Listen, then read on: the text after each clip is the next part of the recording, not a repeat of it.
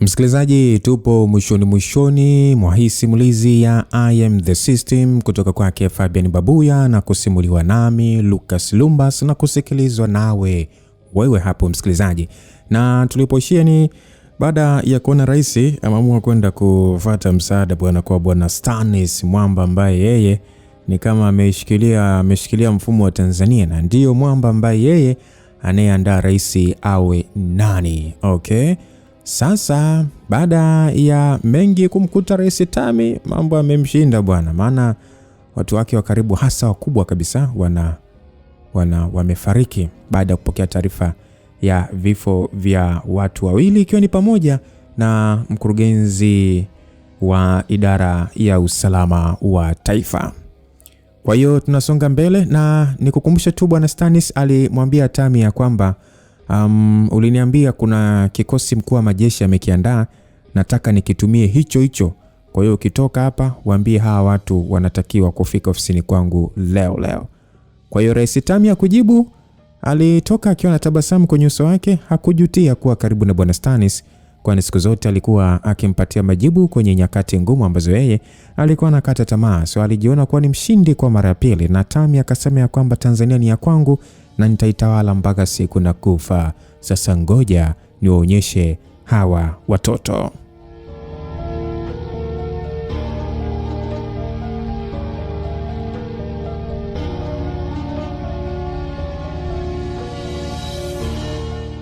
Naam.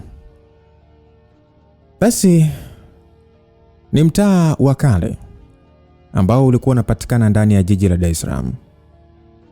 Ni mtaa ambao ulizungukwa zaidi na nyumba za kale, lakini kuna baadhi ya sehemu ambayo ilitengwa kwa ajili ya watu ambao walikuwa na kipato kubwa zaidi. Eneo hilo kwa mara ya kwanza lilikuwa limezungukwa na msitu, ila kwa wakati huo lilivutia kwa aina ya nyumba ambazo zilikuwa zinalizunguka.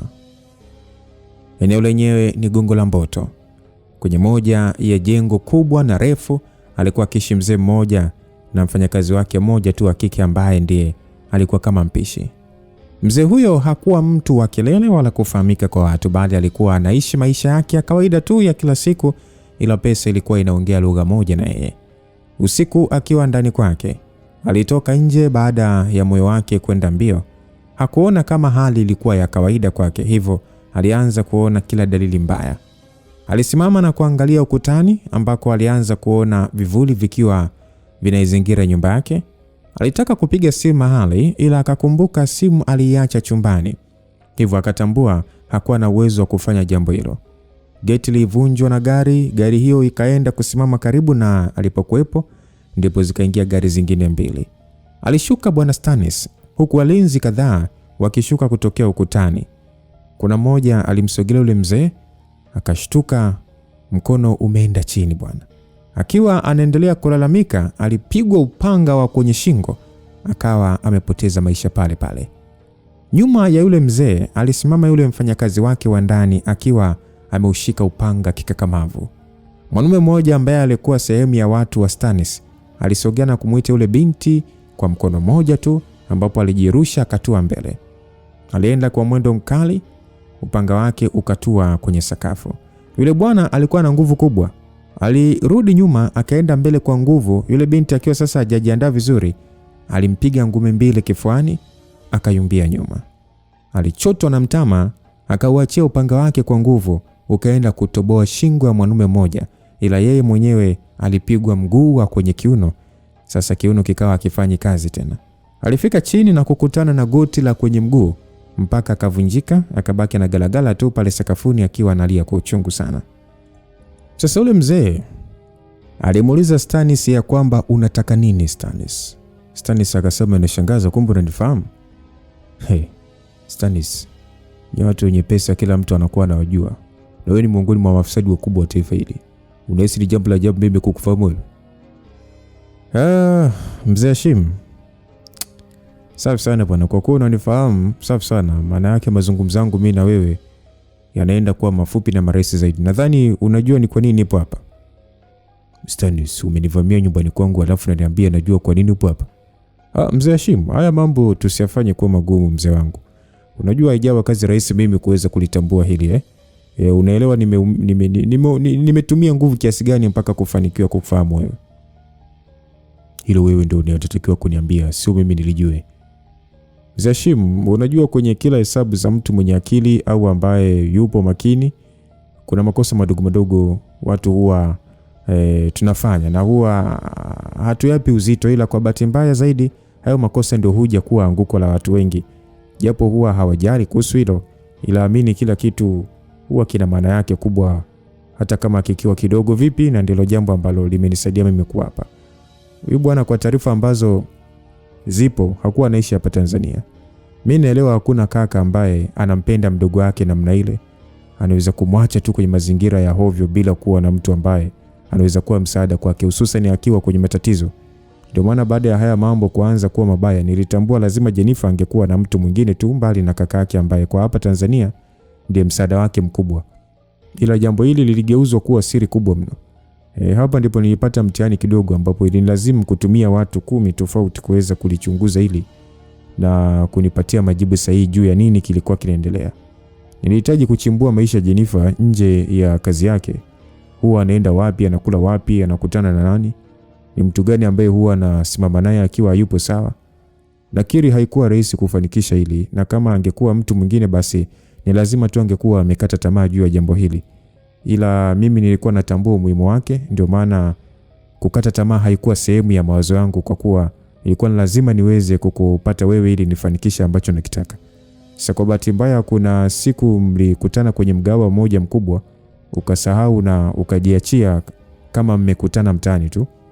Nikiwa nakagua sehemu kama hizi ambazo zinaweza kuwa rafiki kufanyia mazungumzo, ndipo nikaona amekutana na wewe sehemu ile kwa zaidi ya mara 2. Mara ya kwanza ningesema ni bahati mbaya, ila mara ya pili nilitambua haikuwa bure, zaidi ya kwamba kulikuwa kuna kitu kikubwa tu, na wewe ndiye ulikuwa mtu wake wa karibu kipindi kaka yake hayupo. Hivyo kwa maelezo haya umeshaelewa sababu ya mimi kuwepo hapa. Baada ya hayo maelezo ya Stanis, mzee yule alitabasamu. Stanis alikuwa amepiga hesabu kali na hakuna sehemu hata moja ambayo alidanganya. Sasa mzee alicheka, akasema kwamba unahitaji kumjua Romeo ni nani? Mzee alicheka sana na ile jina lilimshtua Stanis. Stanis akauliza kwamba Romeo ndio nani? Usiniambie ni mkwe wa rais. Stanis, hivi unahisi ya mambo utafanya mpaka lini? Mzee Hashim, mimi nataka kila mtu aje kuisoma historia yangu kwa baadaye na atambue kuliwahi kuwepo na mtu ambaye alikuwa na nguvu kuliko mamlaka yote ndani ya historia nzima ya taifa hili. Na hiyo itakusaidia nini? Mimi nahitaji tu kizazi changu kije kukumbukwa milele. Kizazi kipi sasa unachokizungumzia wewe, mtu ambaye hata uwezo wa kuzalisha hauna?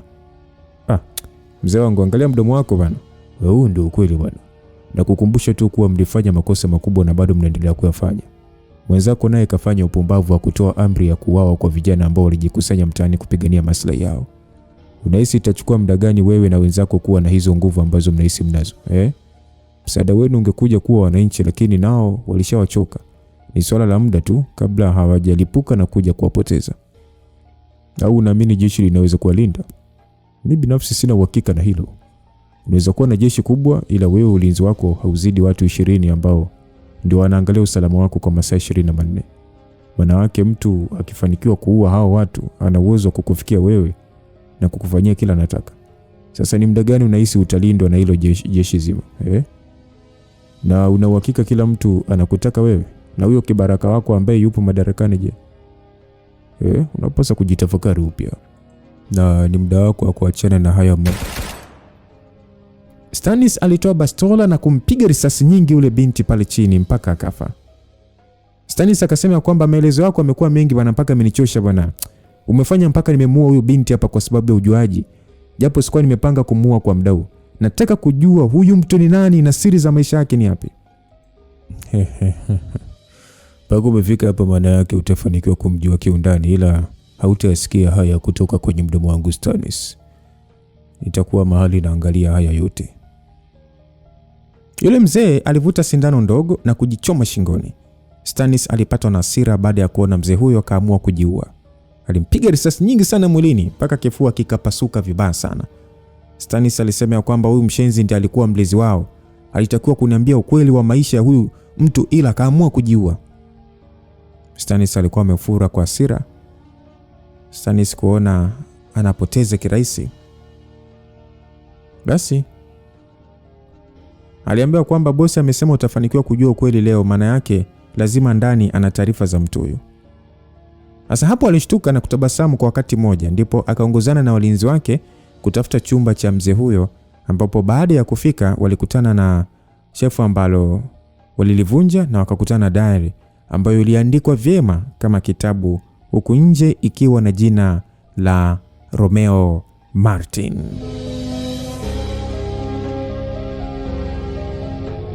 Nia, kiongozi ambaye alikuwa mwanasheria mkuu, alizipata taarifa za kuuawa kwa mkurugenzi wa usalama wa taifa pamoja na IGP, ila taarifa hizo hazikuonekana kumshtua kwa sababu ni kama alijiandaa nazo ama alijua mambo hayo angeweza kutokea muda wote.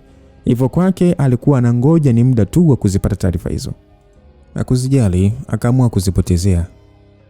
Watu hao hayo mambo walikuwa wanajitakia wenyewe kwa kuwa walikuwa wanaweza kuyazuia, ila wakawa wanapuuzia mambo ya muhimu ambayo ndio yaliwafikisha hapo.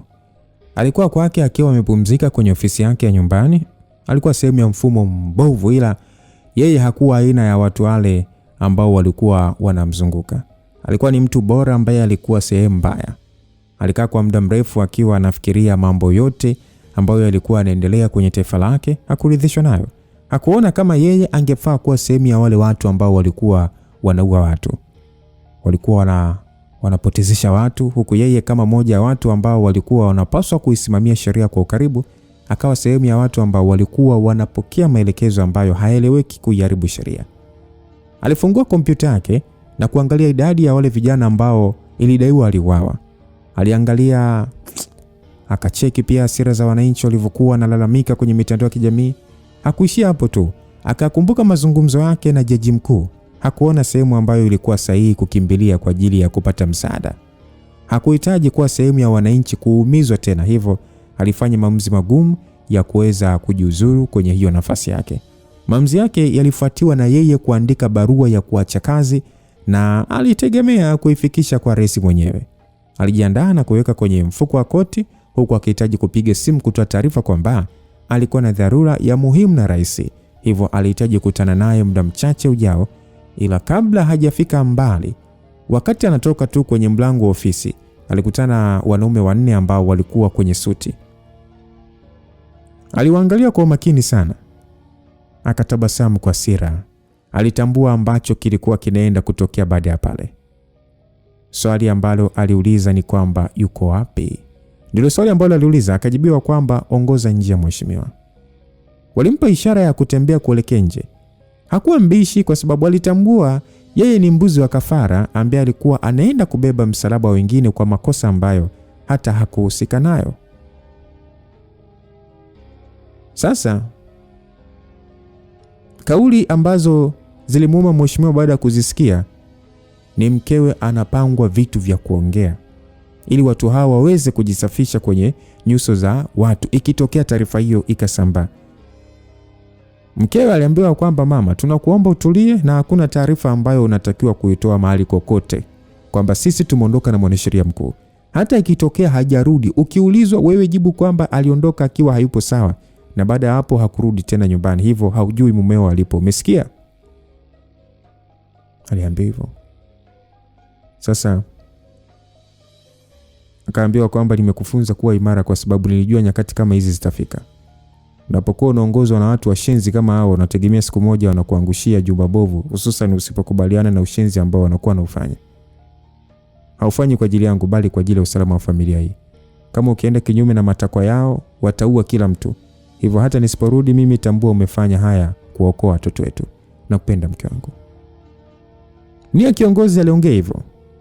Alimuelezea mke wake. Mtu mzima aliongea uso ukiwa mkavu, lakini moyoni alikuwa anavuja machozi ya damu na uchungu. Mkewe alilia kama mtoto mdogo, ila hakukuwa na mtu ambaye alikuwepo kwa ajili ya kumjali wala kumpatia pole. Mmeo alikuwa amebebwa huku akiwa hajui kama angefanikiwa kumuona baba watoto wake au ndio kwanza alibebwa jumla. Basi rais alikuwa anatamba mbele ya Nia kiongozi. Rais akasema kwamba mara ya mwisho nilikuacha salama Nia. kwa kuwa nilihisi mahesabu yangu hayakuwa sahihi kuhusu wewe. Ila kwenye maisha yangu mimi sio muumini wa bahati mbaya. Huwa naamini kila jambo linatokea kwa kuwa lilipangwa kutokea. Wewe unaamini kwenye bahati mbaya, mwanasheria mkuu? Rais alizungumza hivyo mbele ya nia kiongozi msikilizaji ambaye alikuwa amefungwa vizuri kwenye kiti huku mikono ikiwa imefungwa juu. Nipo wapi hapa? Upo kituo kikubwa cha polisi. Vipi? Paka umepaniki hivi basi. Mazingira yako ni mabaya mheshimiwa. Unahisi tupo hapa kwa ajili ya kupoteza muda sio? Hivi mheshimiwa, wewe huwa uchoki na maisha Maisha kila siku utaka tu kumwaminisha kila mtu kwamba wewe ndio mtu mwenye nguvu ndani ya nchi. Uone kama kila kitu kwako kinapotea. Nasikia umempoteza mpaka mwanao. Sasa kwa nini usiache yote? Kubali tu kuacha kila kitu. Watu wakusamehe uendelee na maisha yako. Kwa nini usikubali kumalizia maisha yako vizuri tu ambayo yamesalia? Unaamini Stannis atakulinda wewe mpaka siku ya mwisho? Wewe funga mdomo wako. Funga mdomo wako kwa sababu hujui unacho. Mheshimiwa, naomba unisikize. Mheshimiwa, mimi ni mwanasheria mkuu. Na sijawa hapa kwa bahati kama wewe ambaye ulipata nafasi ambayo hata ustahili. Mimi nipo kwenye kundi la wanasheria bora 10 kuwahi kuishi kwenye ardhi hii. Hivyo ninapokushauri jambo, nakuwa nakuambia ukweli kwa kuwa ndio jukumu langu. Mimi sijali kama utapenda au hautapenda. Ila hiyo ndio kazi yangu, lakini kwa bahati mbaya zaidi wewe ni shabiki wa wale wapambe ambao kila siku wananong'ona umbea tu kwenye masikio yako na ukwambia yale ambayo wewe unataka kuyasikia. Basi unaona ni watu wa maana sana kwako.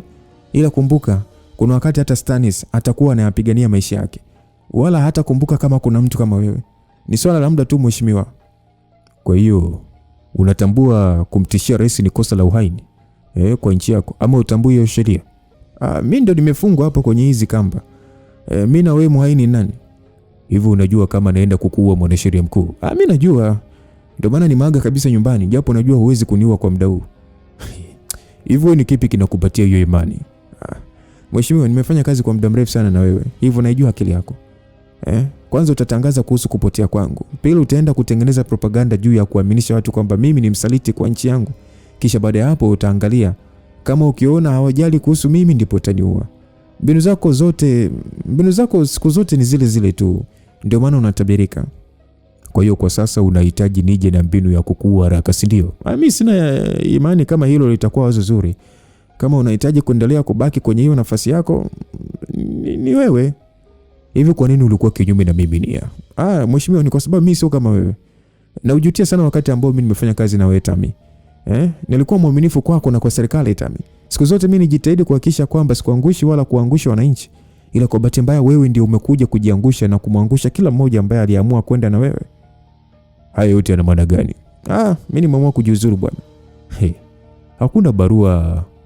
Yaani barua yako ambayo imenifikia. Kwa nini unasema umeamua kujiuzuru wakati barua yako sijaiona? Wewe angalia kwenye mfuko wangu wa koti hapo utaiona.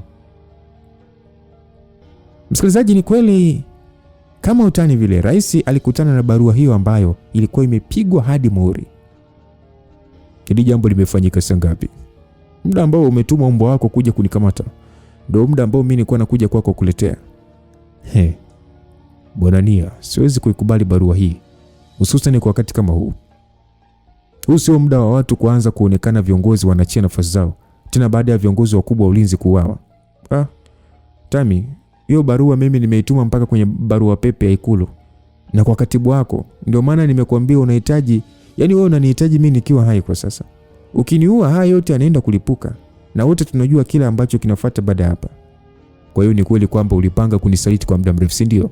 Tami, hakuna sehemu nimeweza kukusaliti.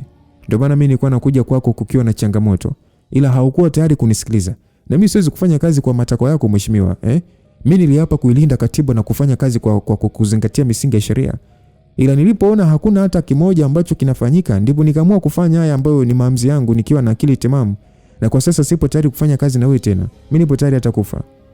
Wewe mshenzi, unajua mimi nitakuua kifo kibaya sana. Kwa hiyo umeamua Tami, naomba usikilize. Mimi sio kama nimekusaliti. Una siku 2 tu kabla ya hiyo barua pepe yangu haijawa wazi kwa Watanzania. Na hawajajua kama kuna vigogo wamekufa kwa sababu ya tamaa yako madaraka. Hao watu ambao unanihusisha nao, kwamba unanihusisha kuwa nao, mimi hata sijawahi kukutana nao. Na kama kweli ningekuwa nafanya nao kazi, basi usingeweza kunichukua kirahisi vile nyumbani kwangu kama unabeba tu kuku kwenye kideli.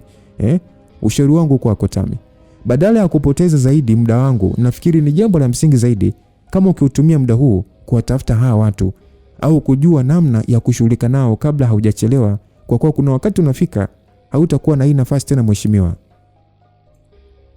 Kwa hiyo moja kati ya makosa makubwa kwenye safari yangu ilikuwa ni kuacha hai watu kama wewe, ni si ndio? Nilitakiwa kukua muda mrefu sana, na wewe umekuja kuwa sehemu ya tatizo. Tami, kama unatafuta mtu wa kumlaumu kwa haya yote ambayo yanaendelea, mimi nakushauri tu ukajiangalie kwenye kioo. Utamuona ambaye anastahili hizi lawama. Wenzako wenye akili zao huwa wakikosea wanakaa chini kupunguza madhara ya kile ambacho wamekisababisha. Ila ajabu wewe umejawa na kiburi cha kuamini una nguvu kuliko kitu chochote kwenye taifa hili. Hivyo badala utumie muda wako kusafisha makosa yako, unaendelea kuongeza makosa kwa kuaminishwa na Stannis kwamba eti atakulinda. Binafsi ndani ya hizi siku mbili mimi nitangoja tu hatima yangu. Kama ukifanikiwa kushinda hili, mimi na uhakika nitakufa, ila zikipita siku mbili bado sijafa, hakikisha unapata sehemu ya kukimbilia. Maana sasa hivi kila mwananchi ni adui yako. Na pindi watu wakipata nafasi tu ya kudili na wewe, hautapata wasaa mwingine wa kupumua Tami Zogo.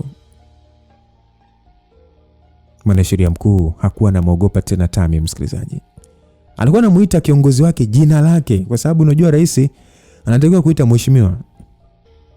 Yaani tena kuja kulifikia jina lake umeshatamka maneno mawili kwamba Mheshimiwa Rais Tami. Lakini yeye ameshavunja protocol, amevuka mpaka Mheshimiwa Rais, yote hayatamki, anaanza kumuita Tami Zogo. Kwa hiyo mwanasheria mkuu hakuwa anamuogopa tena. Alikuwa anamuita kiongozi wake jina lake, kwa kuwa mpaka muda huo yeye hakuwa akijihesabia kama sehemu ya mtu huyo tena.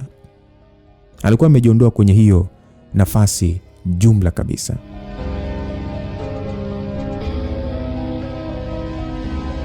Maeneo ya Morogoro, katika maeneo ya milimani ambako kuna makao makuu ya wabarikiwa, ni sehemu ya siri ambayo ilikuwa inatumika kama makao makuu ya hao watu. Moja ya makosa makubwa ambayo waliyafanya wao ni kuamini ni kweli wangesubiri mpaka wampate kiongozi ndipo wavamie. Baada ya Ailana kuwapatia taarifa kuhusu baadhi ya watu kuwa na taarifa juu ya sehemu hiyo, walipaswa kuchukua maamuzi ya hatari.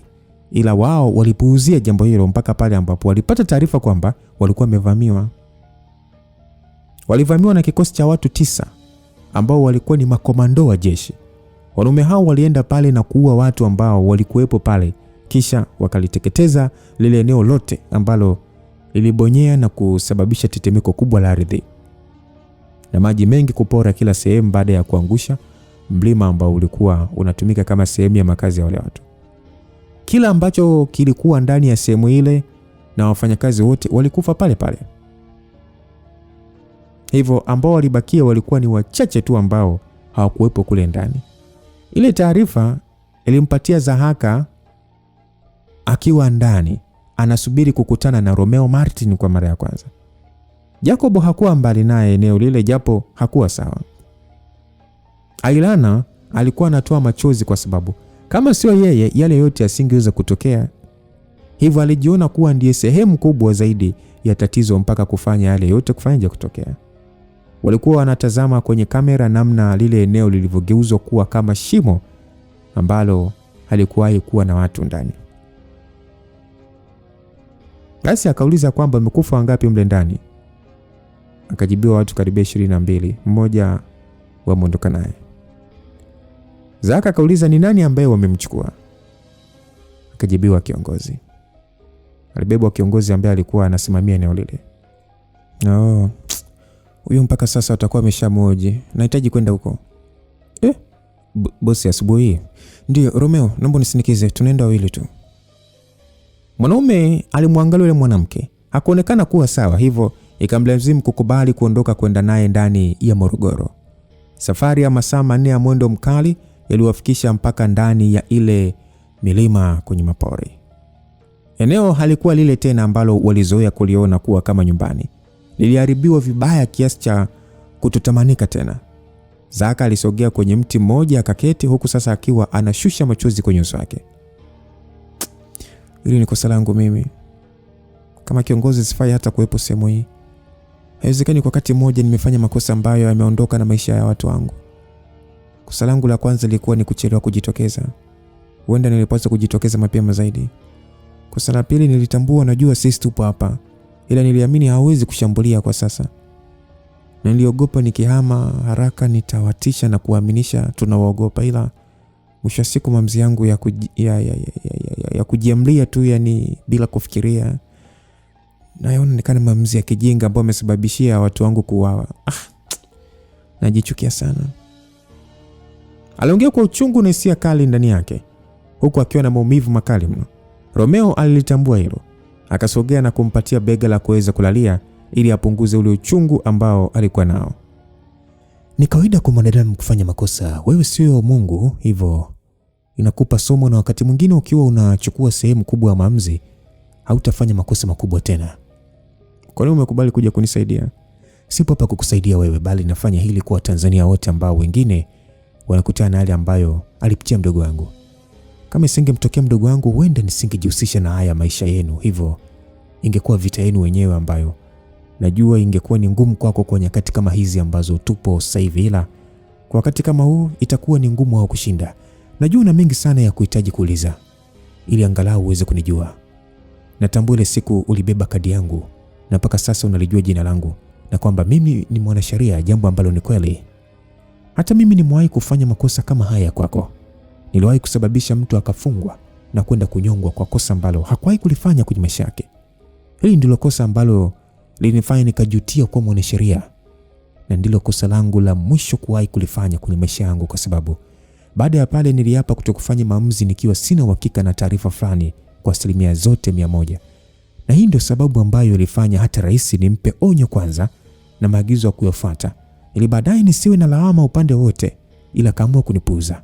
Maana yake maisha yake kakabidhi kwenye mkono wangu. Wewe uliwezaje kuishi kwenye mazingira kama haya? Ukitaka uwe sawa, kwanza inabidi ukubali kosa ambalo umelifanya, na baada ya hapo uhakikishe hauji kulifanya tena. Wengi huwa wanateswa na haya mambo kwa kuwa huwa wanagoma kukubaliana na ukweli kwamba wao ni wakosaji, na hicho huwa kinawakaa kwa muda mrefu kwenye akili zao, na mwisho wa siku wanaishia kufanya mambo ya hovyo. Kwa hiyo ilichukua muda gani mpaka kuwa sawa? Hakuna muda rasmi, ila ukianza kufanya mambo ambayo ni sahihi, haichukui muda unakuwa sawa. Unahisi tunaweza kuiweka nchi sawa kwa kuondoa huu mfumo ambao upo unaididimiza nchi? Hii nchi ningekuwa mimi ningeweka sawa muda mrefu tu. Ni kwa sababu tu hakukuwa na kitu cha kunivutia. Unamaanisha nini? Tatizo la hii nchi ni mtu mmoja tu, Stannis. Stannis ndiye shida kubwa. Kama huyu akiondoka, wengine wote wanakuwa hawana nguvu tena. Huyu ndiye mtu wa pesa. Huyu ndiye anaamua nani na nani waingie wapi serikalini. Lakini huyu pia ndiye aliupindisha mfumo ambao ulikuwepo mara ya kwanza, akishirikiana na wenzake. Ndio maana unatakiwa kufa. Kwanza unatakiwa kumlinda mtu ambaye unataka awe rais. Ni ya kiongozi? Yes. Hao jinga wanaenda kulipa kwa gharama kubwa sana kwa haya ambao wameyafanya. Na muda wa kulipa nadhani mwadia. Tunatakiwa kuruhusu uchaguzi kufanyika ama? Hapana. Kama uchaguzi ukifanyika, hakuna kitu tutaweza kuzuia. Watarudi tena madarakani na itachukua muda mrefu sana kuja kuwatoa tena, kwa sababu kutakuwa na nguvu mpaka ya vyombo kutoka nje ya nchi. Asante Romeo. Bila wewe kwa sasa nadhani ningepoteza kila kitu baada ya hili kutokea. Basi wote walitabasamu na kubaki wanaangaliana kwa muda. Taratibu walizikutanisha ndimi zao wawili wale. Walianza kubadilishana juisi ya mdomoni taratibu mpaka walipojikuta hawana nguo hata moja kwenye miili yao. Kwa mara ya kwanza Zahaka alikuwa anakutana na mwanaume kwenye maisha yake mbele ya eneo la makao makuu yake ambalo liliangushwa na watu ambao alikuwa anawajua, lakini wote walikubaliana ya kwamba ni muda mwafaka ulikuwa umefika kulirejesha taifa mahali ambako lilistahili kuwepo. Katika gereza kuu la Tanzania, Nia, kiongozi ambaye ni mwanasheria mkuu wa Tanzania, alienda kuhifadhiwa huko baada ya kukamatwa. Rais alimuona bwana huyo kuwa ni mtu wa hatari kwake kwa sababu hakuwa anamuogopa kama walivyokuwa wengine. Alikuwa ni mtu mwazi na mkweli. Mahali ambapo rais wake alikuwa anakosea, hakusita kumwambia kweli. Aliamini ndilo jambo pekee ambalo lingeweza kulifanya taifa kuwa moja na kufika mbali. Hakuwa naamini kama kumficha rais ukweli kungelifikisha taifa mahali popote, ukizingatia na hali ambayo taifa lilikuwa linapitia.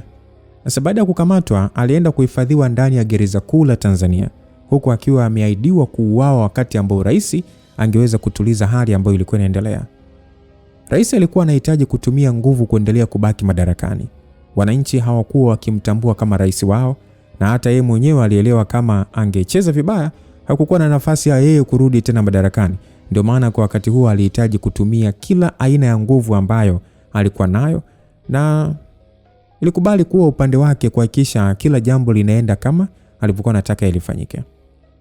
Usiku mida ya saa 7:30, gereza hilo lilikuwa chini ya ulinzi mkali. Ndilo lilikuwa gereza kubwa zaidi Tanzania, hivyo hata ulinzi wake haukuwa wa kitoto. Ni gereza ambalo lilikuwa linahifadhi kila aina ya wafungwa. Moja ya stori za kutisha kuhusu eneo hilo ni kuhusu wafungwa wengi kuingizwa humo ndani kimakosa. Na wengi walioingizwa humo ni kwa kupewa kesi kwa kutofautiana na wakubwa. Wengi waliingia humo kwa maamuzi ya hovyo ya wanasiasa na viongozi wa usalama ambao walikuwa wanayatumia madaraka yao vibaya. Ila usiku huo kidogo wafungwa walitabasamu. Kutabasamu kwao kulikuja baada ya kusikia habari kuhusu uvamizi ambao ulifanywa humo ndani, huku kelele zikiwa kila mahali na askari wakiwa wanahangaika kila upande. Uvamizi ambao ulifanyika ndani ya gereza hilo kubwa haukuwa wa bahati mbaya. Haikuwa kwa sababu ya kupoteza muda, bali mwanasheria mkuu alitakiwa kutolewa humo ndani kwa lazima. Ndiye alitakiwa kuwa rais wa nchi, hivyo alikuwa analindwa kwa ukubwa asiweze kufa na watu ambao walivamia sehemu hiyo kuweza kumtoa. Walikuwa ni wawili ambao hata hawakufunika sura zao. Walihitaji kuonekana ili kila mtu atambue ni nani na nani waliweza kuingia humo ndani. Romeo Martin na Princess Zahaka ndio waliingia ndani ya gereza hilo. Wawili hawa hawakuwa na msamaha na mtu yeyote ambaye walikuwa wanamkuta humo ndani. Walikuwa wanafanya mauaji kama waliwaumba wao hao watu. Kuna askari ambao waliona hali imekuwa ngumu, waliamua kukimbia wenyewe kuponya maisha yao. Walikuwa wanapambana na watu ambao walikuwa wanaenda kama mizimu na si wanadamu wa kawaida. Walikuwa wakipita kila sehemu wanafanya mauaji na kuwafungulia wafungwa, hali ambayo sasa ilisababisha sintofahamu kubwa ndani ya gereza zima, na wafungwa walianza kukimbia kusambaa kila mahali, hivyo ikawa ni ngumu kuwazuia tena. Zahaka alibaki amesimama anamwangalia Romeo namna alivyokuwa mkatili. Alikuwa anaua watu kama anachinja kuku kwa ajili ya sikukuu. Walikuwa wanaangaliana na upande ambao ndiko mwanasheria mkuu alikuweko, huku yeye akiwa anashangaa. Hakutarajia kuna watu wangepoteza muda wao kwenda kumkomboa yeye eneo lile, japo alikuwa na wasiwasi. Hakuwa na makubaliano aina yoyote juu ya watu kwenda kumfuata pale. Hivyo alisi huenda watu hao walikuwa wanahitaji kumteka, ila kama wangeenda kwa sababu hiyo, aliwaonea huruma. Hakuwa na cha kupoteza, hata serikalini alikuwa amejiondoa kwenye nafasi yake, hivyo yani ni kama ungekuwa upotezaji wa muda tu. Jambo ambalo lilikuwa la siri ni kuhusu wale wanaume 9 ambao walikuwa wameteuliwa na mkuu wa majeshi kwa ajili ya kuwatafuta Romeo na Zahaka. Wanaume hao bwana hawakuwa mbali, walikuwa maeneo jirani na ile sehemu ya gereza. Stannis alihisi kuna jambo linaweza lisiwe sawa, hivyo alihakikisha wanaume hao wanakuwa karibu kuilinda hiyo sehemu bila kumpatia taarifa rais. Alikuwa ni mmoja wa watu wenye hesabu kubwa sana. Kwake ilikuwa ni ajabu mambo mabaya kuanza kuwatokea, alafu ghafla tu mwanasheria mkuu akawa haeleweki. Aliunganisha matukio hayo kutokuwa na bahati mbaya, hata kama mhusika hakuwa na mpango wote. Alitambua maadui wanaweza kuona kama sehemu bora ya kuweza kumtumia, hivyo aliwaingiza watu hao ndani ya hilo gereza kwa siri, wakiwa wamevaa nguo kama askari polisi. Asa Romeo kuingia na Zahaka pale ni kama walikuwa wanasubiriwa wao tu waweze kupenya. Zahaka ndiye alikuwa mbele wakati Romeo anamalizana na askari kadhaa ambao walibakia na kuwafungulia wafungwa. Zahaka alishtuka tu akiwa amezingirwa na wale mabwana 9. Walimsogelea wawili mbele yake, ambapo alijifunga vizuri kitambaa chake usoni. Alipishana na msumari mkali ambao ulirushwa kwa mkono, tena kwa nguvu kubwa sana, ukatoboa ukuta. Mguu wa kulia ulikosa sura yake nzuri, ukabatua kwenye ukuta. Hairudi nyuma hatua kama 5 hivi, akasimamia vidole akijivingirisha kwa sarakasi. Akapishana na ule bwana ambaye sasa alikuwa anamfuata. Alikutana na ngumi ya ule wa pili, naye akageuka nyuma, mguu wake ukatua kwenye jicho la yule ambaye alimkosa. Yule bwana alipaniki kwa hasira baada ya jicho lake kuziba. Alirusha ngumi kama 14 hivi mfululizo, ni 2 tu zilimpata yule mwanamke, huku mwenzake akijigeuza kwa sarakasi ambayo ilishia kwenye mikono ya Zaka. Walimwendea wote. Alipigwa ngumi ya tumbo, akazunguka na kisu ambacho kilitoboa shingo ya moja. Alikubali kupigwa ngumi nyingine ya kifua, akamshika yule bwana mkono wake. Alizunguka na kisu chake kidogo na kumkatakata bwana ule ambaye naye alikuwa anamshambulia kwa ngumi nyingi. Zaka naye alipokea maumivu ya kutosha. Sasa alipofanikiwa kuangusha mabwana wale, alikuwa amezembea bwana. Alikutana na uzito wa kutosha kwenye shingo yake. Aliumba kidogo lakini hakuweza kustamili. Ile ngumi ilikuwa ni nzito kupitiza bwana. Alianza kuona dunia ikiwa inazunguka mara 5 upande wake, na mwisho wa siku akadondoka chini na kuona kwa mbali yule bwana akiwa anamwendea pale alipo kwa sarakasi ambayo ingemfanya kutane na mguu wa mgongo. Yule bwana alitaka kumvunja. Zilibaki sentimita 2 tu mguu ufike mwilini. Ndipo yule bwana alipiga kelele akiwa anadondokea mbali na eneo lile. Alikuwa ameukunja uso wake akiwa anaikagua sehemu ya mbavu yake kama ilikuwa salama. Alihema kwa nguvu kubwa huku macho akiwa yamemtoka. Na ilionekana ni kama wanamuonea mwanamke, ila mwanaume mwenzao alikuwa amefika. Romeo aliwatazama wale mabwana 7 walivaa nguo za askari, ila hata yeye alitambua hakukuwa na askari wa namna ile, na haukuwa muda wa maelezo bali vitendo ndio ilikuwa lugha sahihi kwa sehemu ile. Alipishana na kisu, akarudi nyuma kidogo ili kuweza kujiandaa kwake. Sasa kujiandaa kwake kulifanya ahisi kuna mtu alimpita kwa kasi, akachelewa kuinama. Ngumi ilitua kwa nyuma, akayumbia mbele. Aligeuka haraka na kujivuta nyuma tena, akapishana na ngumi nyingine ambayo huenda ingemkuta soni.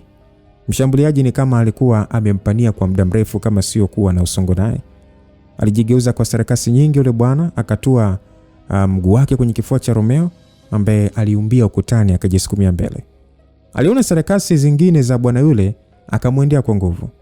Alimpiga ngumi 4 kwenye shingo na 1 kwenye kifua. Sasa yule bwana alianza kuhangaika mpaka alipokutana na kiganja cha kwenye bega, akayumbia chini. Alizungushiwa miguu, akalala sakafuni bwana.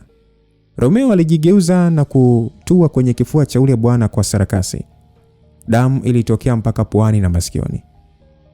6 ambao walikuwa wanaangalia hali ile huenda walitaka kumpima yule bwana uwezo wake, lakini kwenye kumpima kwao kulifanya wakampoteza mwenzao ambaye alikufa wakiwa wanaona. Sasa haikuwa vita ya mmoja tena. Walitakiwa kwenda wote kulifanya jambo lile, kwani walitambua kwenda mmoja ni miongoni mwa makosa ambayo hawakupaswa kuyarudia tena. Mikono ilikuwa inasikika kwa ukubwa. Wanaume wale hawakuwa hivi, walikuwa na silaha, ila yule bwana pia alitakiwa kufikishwa kwa bosi wao kama wangepata nafasi ya kumpata akiwa hai. Hakuwa na silaha kwenye mwili wake kwa muda ule, kwani silaha alizitumia kuulia askari. Hivyo ni wao ambao walikuwa na nafasi kubwa zaidi ya kuweza kumshambulia yeye. Alinama chini, akajigeuza kwa ugalagala kuwakwepa wale wanaume ambao walikuwa na usongo naye. Alinyanyuka kwa maumivu. Mguu ulitua kwenye shingo yake, ila hakusita. Aliudaka ule mguu na kupiga ngumi ya kwenye mwogo bwana. Ikasikika sauti ya kilio baada ya mguu ule kuvunjika.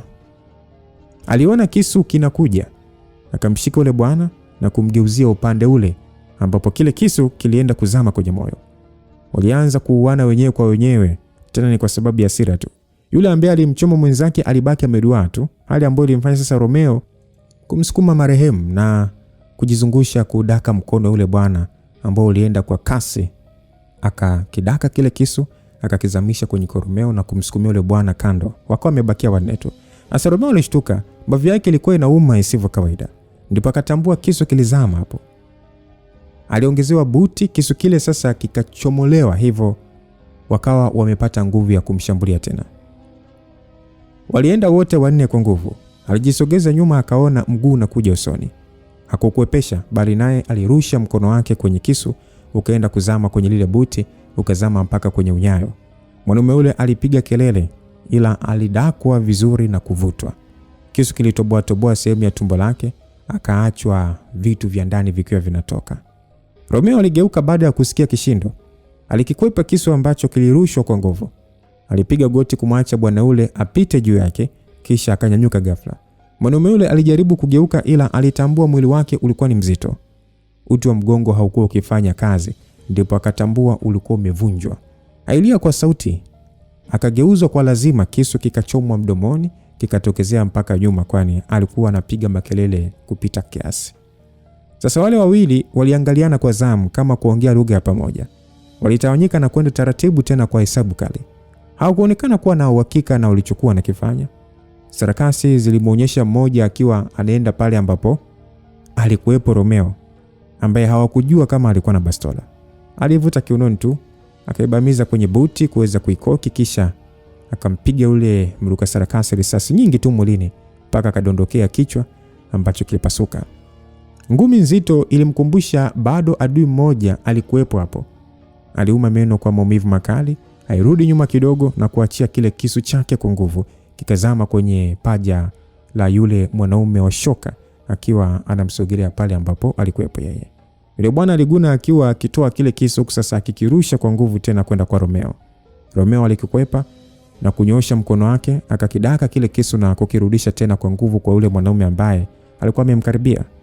Kilitoboa kwenye paja lingine karibu na sehemu za siri mpaka bwana ule sasa akashuka chini kwa maumivu akiwa anauma meno yake.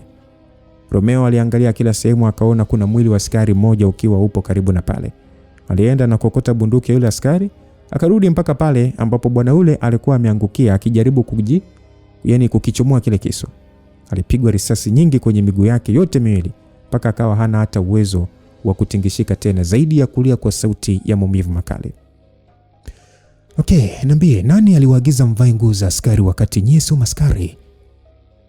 Jamaa kwa hasira akatukana akasema kwamba sijui mpuzi wewe. Aitukana kwa hasira. Aliona kudharauliwa na mtu aliyekuwa amemweka kwenye ile hali kuanza kumuuliza maswali ya kipuzi kama hayo. I say na hakika wewe ni komando. Japo ni hatari kwa watu kama nyie kukubali kutumika kwenye mambo ya siasa. Ila na imani hautamani kubaki kwenye hali hiyo kwa muda mrefu kwa sababu ni aibu. Unataka vyombo vya habari vije vikupige picha ukiwa kwenye hali hiyo kwa sababu tu wewe pekee ndiye utakuwa umepona kutoka kwenye hili gereza? Wote tunajua sio kweli. Kwa hiyo unaweza ukafupisha tu haya mazungumzo ili mimi nikusaidie kufa kwa sasa uweze kupumzika. Sawa mwanaume hautaki kubaki hai ukiwa kwenye hali kama yako bwana. Stanis. Nani? Stanis Madiga? Ndio. Mkuu wa majeshi ndiye aliwatuma kwa yule mtu? Ndio. Rais alihusika kuwatuma kule pia, si ndio? Ndiye aliyetoa ruhusa hii. Kwa hiyo mlijuaje kama tutakuja hapa? Hatukujua, bali Stanis alihisi tu kwamba kuna kitu hakipo sawa kwa mwanasheria kwa sababu mambo yake alianza kubadilika ghafla tu. Ndipo akatutaka tuwepo hili eneo, kwani kwa hesabu zake ni kwamba kama watu hao walikuwa wana mpango mkubwa na mwanasheria na kwa sasa wewe na wao mnaonekana kuwa kitu kimoja, hii ndio ingekuwa sehemu ya nyie kufika, hivyo ilitakiwa tukufikishe kwake. Kwa nani? Stanis. Hesabu nzuri sana, lakini unaona kama haya ambayo yanaendelea ni sawa? Hapana, ila sio kazi yangu kwa sababu mimi nafuata amri. Unajua rais anajidanganya kitu gani? Hapana. Anaogopa kwamba mimi ndiye nitamuua au hawa watu. Ila hatuamini watu ambao watamuua ni wananchi wake kwa sababu masaa yanahesabika. Nataka watu waingie mtaani wao kama wa Tanzania ndio wamtoe madarakani. Sisi kazi ambayo tunaifanya ni kuua wote ambao wanaenda kuwa hatari kwa wananchi. Na kwa sasa amebaki mkuu wa majeshi tu ambaye muda wote tutaongea naye, kisha Stanis na rais wananchi ndio wataamua nini wawafanye. Sio rais kama unavyosema hivyo. Upo sahihi, ndio maana tumekuja kumchukua mwanasheria mkuu. Kwa sababu gani? Ndiye anaenda kuwa rais wa Tanzania. Yule mwanajeshi alishtuka sana, tena akiwa anatoa machozi ya kuamini yale ambayo alikuwa anaambiwa. Kwa bahati mbaya alifia kwenye mshtuko wake baada ya sindano kupenya kwenye sikio lake.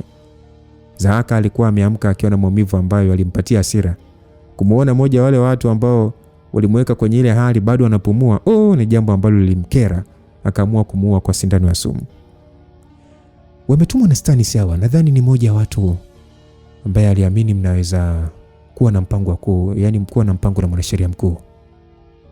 Romeo aliongea akiwa anasogelea ile sehemu ambayo Nia kiongozi alifungwa. Okay, kwa sasa nini kinaendelea? Mchukue ondoke naye. Wewe je? Nimempoteza mtu wa muhimu kwenye maisha yangu, hivyo nahitaji kwenda kumwaga kwa heshima zote. Naweza kukusindikiza? Hapana. Kwa sasa nenda na mwanasheria mkuu uongee naye na kumpatia sababu za kuokolewa kwake, kwani ninaamini mpaka sasa haelewi sababu ya kulitoa sadaka gereza zima kwa ajili yake. Basi wakati mazungumzo yale yanaendelea, mwanasheria mkuu alibaki anashangaa akiwa anatetemeka. Eneo ambalo alikuwepo lilimfanya kushuhudia yale ambayo yalitokea sehemu ile. Yale mauaji hayakuwa ya kawaida, yalikuwa ni yanatisha. Alihisi huenda naye ingekuwa zamu yake, ila alishangaa baada ya mrembo ule kumfungulia na kumtaka mfuate, na baada ya muda kupita lile eneo lilikuwa kimya. Msafara mkubwa wa polisi ulikuwa unafika ndani ya gereza kuu la Tanzania, ila walikuwa wamechelewa. Yalitokea mambo ambayo hakuna mtu aliwahi kufikiria kama yanaweza kutokea ndani ya lile taifa. Watu wawili tu waliteketeza gereza zima na kuhakikisha wameondoka na mtu wao. Ni sehemu ambayo ilikuwa inaogopeka na kila Mtanzania kuweza kufika. Ni sehemu ambayo hakuna hata mmoja aliwahi kukaa chini na kuangalia ubovu ambao ulikuwepo na mianya ambayo watu wangeweza kuitumia kuiteketeza ile sehemu, jambo ambalo lilipelekea kupuuza baadhi ya dalili. Sasa baada ya ile kutokea, ndipo walianza kutambua kuwa ile sehemu ilikuwa inaingilika vizuri. Kuna watu walikuwa wanaweza kuingia na kutoka wakiwa salama. Zile taarifa zilikuwa nzito kwa rais kuzipokea. Mkuu wa jeshi la magereza nchini Tanzania alikuwa wa kwanza kufika, lakini kwa sababu IGP hakuwepo, rais mwenyewe alihitajika kuwepo ile sehemu. Ila haikuwa yeye tu, hata tajiri na mfanyabiashara mkubwa Stanis alielekea ile sehemu. Ni yeye ambaye aliwaweka wale makomando ambao walitoka kikosi maalum kilichoandaliwa na mkuu wa majeshi kwa maagizo ya rais kuwa alihitaji kuwatumia watu wale kwenye kazi ya kuwatafuta wale mabwana. Sasa wote walikutana ndani ya gereza. Hawakushangazwa tu na gereza lile kuweza kuvamiwa, bali walichanganyikiwa kutambua hakukuwa na mfungwa hata mmoja. Gereza zima lilikuwa tupu. Wafungwa waliwekwa huru, kila mtu akapita kwenye njia yake ambayo aliamini ingemfikisha mahali ambapo palikuwa salama. Rais aliuliza kwamba hili jambo limetokeaje hapa. Rais aliuliza kama mtu ambaye alikuwa anaenda kuchanganyikiwa. Mkuu wa jeshi la magereza ndiye alitakiwa kujibia yale maswali ambayo kiuhalisia hata yeye hakuwa anajua kilichokuwa kinaendelea. Mheshimiwa, mimi sijui lolote na hakuna taarifa ambayo ilinifikia mezani kwangu kuhusu uwepo wa mwanasheria mkuu ndani ya hili gereza. Sasa mheshimiwa, unaweza kuniambia kinaendelea nini? Wewe kama bosi haujui anaoendelea kwenye magereza yako mwenyewe, sasa kuna umuhimu gani wewe kuwepo hapa bwana? Mheshimiwa, nilipopewa taarifa na kiongozi mkuu wa hili gereza walipovamiwa, ameniambia ulitaka iwe siri na asijue yoyote kwamba mwanasheria mkuu yupo hapa, jambo ambalo yeye alifanya kwa kufuata maagizo yako moja kwa moja. Mheshimiwa, nakuheshimu, ila kwa hili mimi ndiye nilitakiwa niwe nauliza maswali juu ya kile kinachoendelea. Hajawahi kutokea kwenye historia ya taifa hili tangu linapata uhuru kikatokea kitu kama hiki. Sio kuvamia tu, wala sio kuua askari wote ambao walikuwepo humu ndani, bali kuweza kuwatorosha wafungwa wote ambao walikuwa ndani ya gereza ambalo linaaminika kuwa na ulinzi mkubwa zaidi ndani ya nchi. Kwa hiyo kuna taarifa ni vyema zaidi usiweze kuzijua kwa jinsi ambavyo maelezo yako yanaonekana, kwa sababu ukizijua wewe inaonekana itakuwa tatizo kwako. Mheshimiwa, mwanasheria mkuu amefungwa gerezani bila kupelekwa mahakamani wala kujulikana sehemu yote. Gereza limeharibiwa na watu wamekufa, jumlisha na wafungwa wote kupotea. Hilo ndio jambo ambalo unaweza kuniambia mheshimiwa? Gentlemen, huu sio muda wa kuanza kugombana hapa bana. Tunatakiwa kujua kwanza ni nini kimetokea humu ndani mpaka haya yote yamefanyika kwa sasa bwana. Basi rais baada ya kuongea hivyo, mkuu wa gereza alichukia kwa sababu ni kama licha ya kuwa mzee na kuwa na haki ya kujua kweli, rais hakuwa anaheshimu uwepo wake na mipaka yake ya mamlaka. Alikuwa anajiona kama yeye ndiye alipaswa kuwa na nguvu yote kuhusu mambo yote. Sasa akauliza kwamba na tunalijuaje hili? Sasa akasema kwamba wakati vijana wanaendelea na hii kazi ya kusafisha eneo hili na kuanza kuweka ulinzi, kuna kamera za ulinzi hapa, tunaweza kuona yale yote ambayo yalifanyika. Rais alitaka kumzuia mkuu wa magereza, lakini Stanis alimzuia. Walipaswa kuwa kitu kimoja kwa wakati huo, kwani huyo bwana angekuwa sehemu nzuri zaidi ya kuweza kuwasafisha. Akauliza kwamba watu wawili wanaweza kuliangusha gereza? Aliuliza akiwa na mshangao. Watu walibaki wanamwangalia tu. Akauliza kwamba hawa watu ni akina nani? Mbona hamuonekani kuwashangaa bana? Ni yeye ambaye alionekana kushangaa, msikilizaji. Wenzake walikuwa wametulia tu kwa kuwa walijua nini kinatokea na nini walikuwa wamekifanya. Walitazamana mpaka pale ambapo walikutana na wale makomando, ndipo hata rais alishangaa kuona sehemu ile.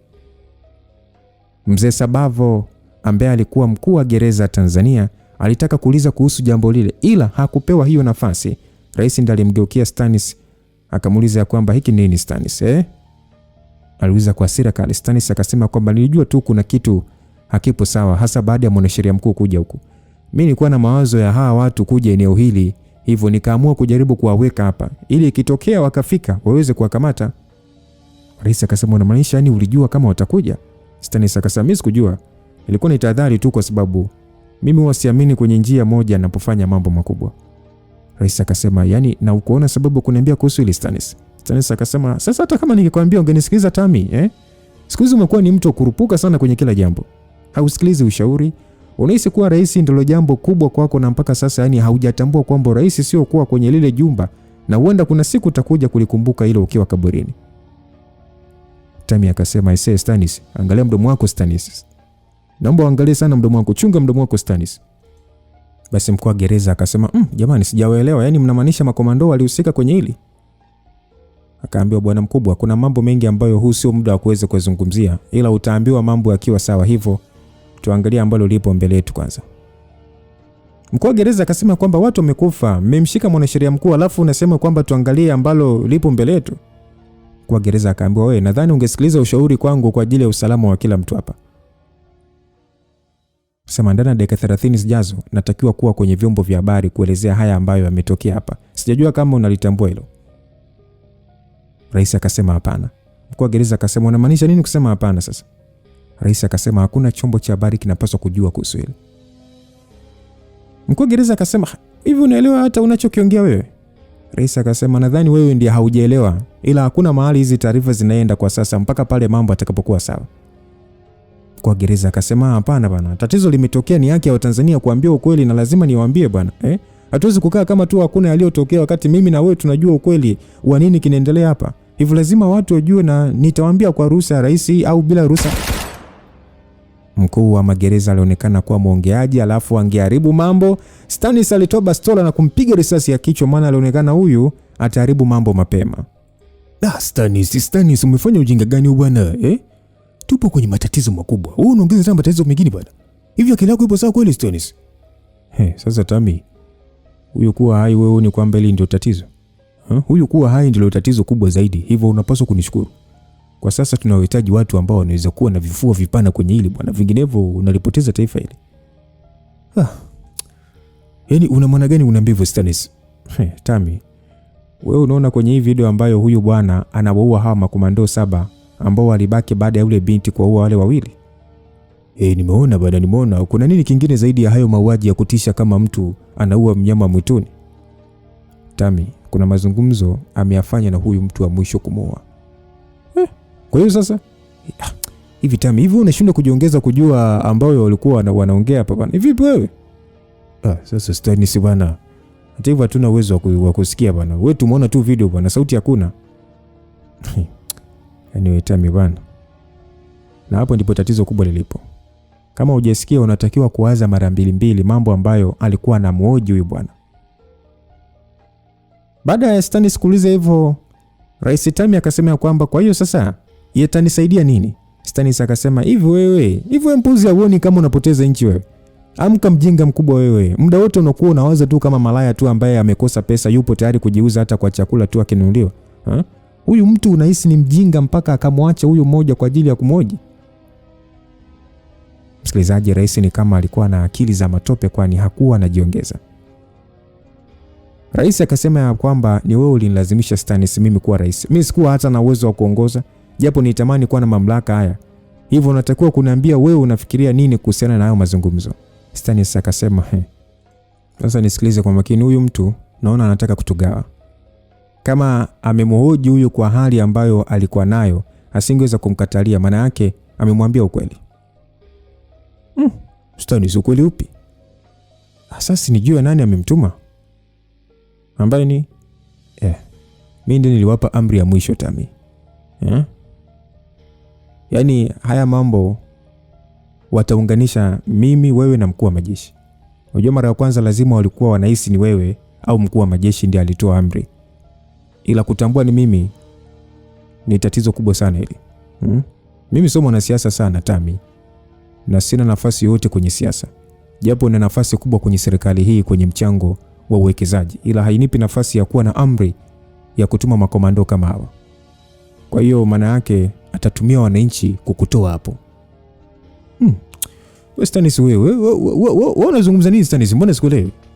Tami, tatizo lako kuna wakati akili inakuwa ni kama imeganda. Ndani ya jeshi kuna watu ambao wanakutii na wengi hawakutaki.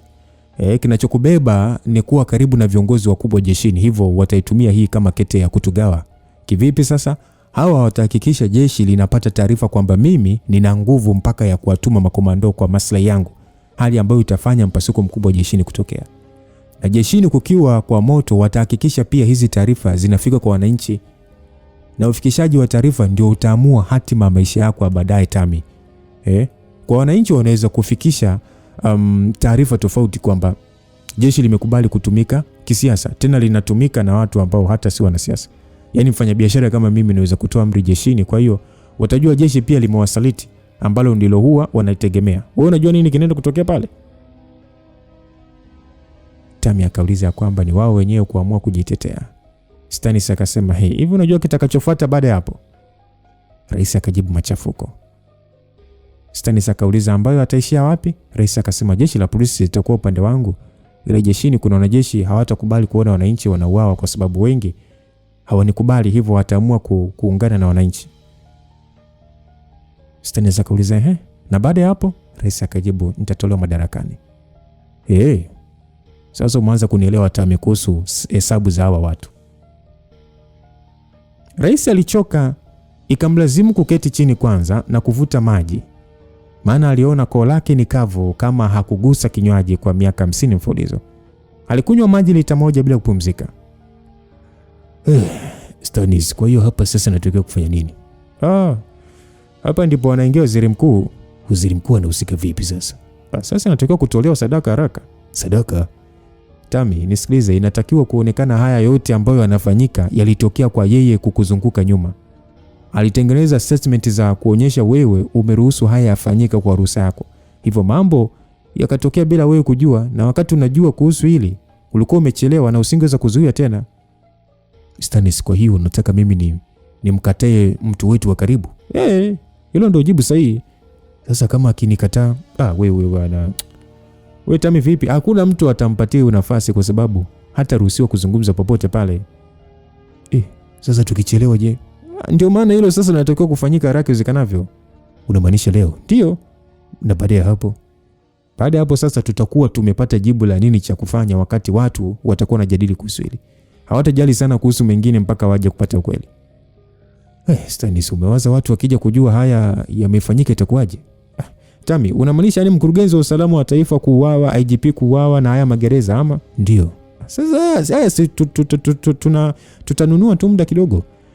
Fanya hilo kwanza bwana, kisha haya kija kuvuja mimi nitakuwa najibu. Stanis, unajua hili ni gereza kubwa. Hizi habari zinaweza kufichwa kwa masaa 12 tu, na baada ya hapo habari zitakuwa wazi bwana. Tami, ndio maana na mkuu wa majeshi pia anatakiwa kuuawa.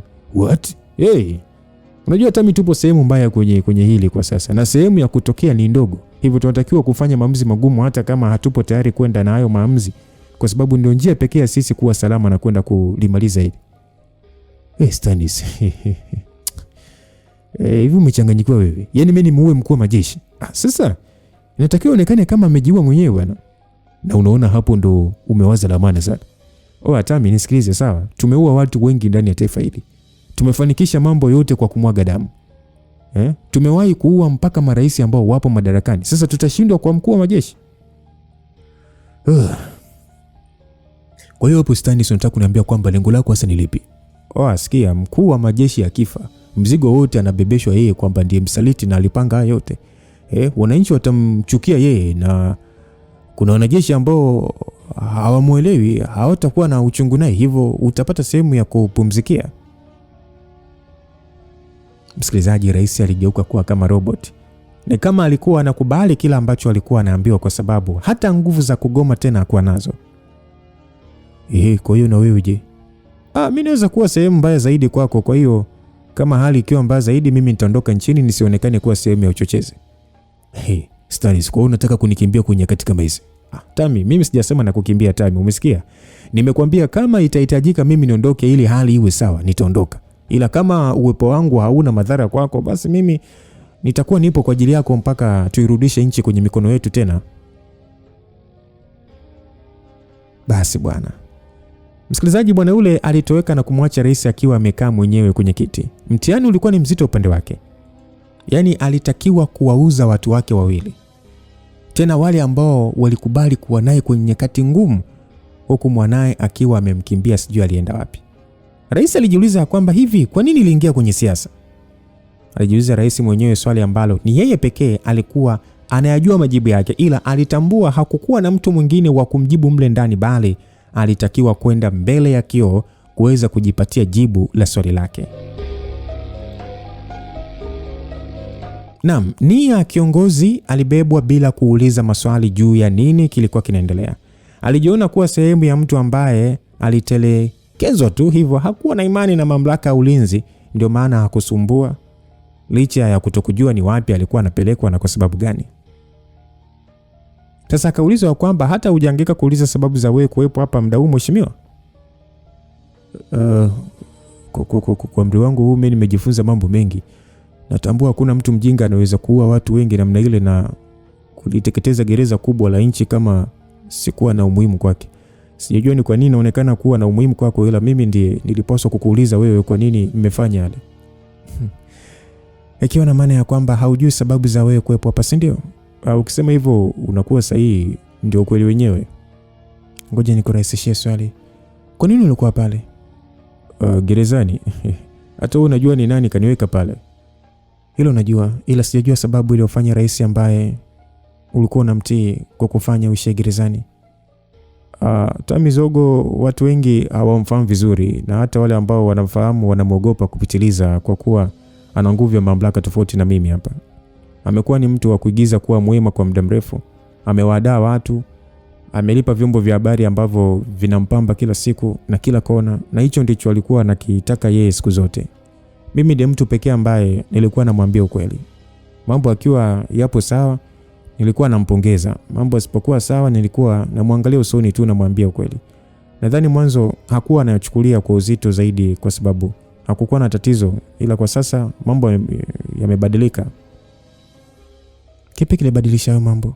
Baada ya kuona hali inazidi kuwa mbaya, kwanza nilimfuata jaji mkuu kujaribu kumweleza ukweli na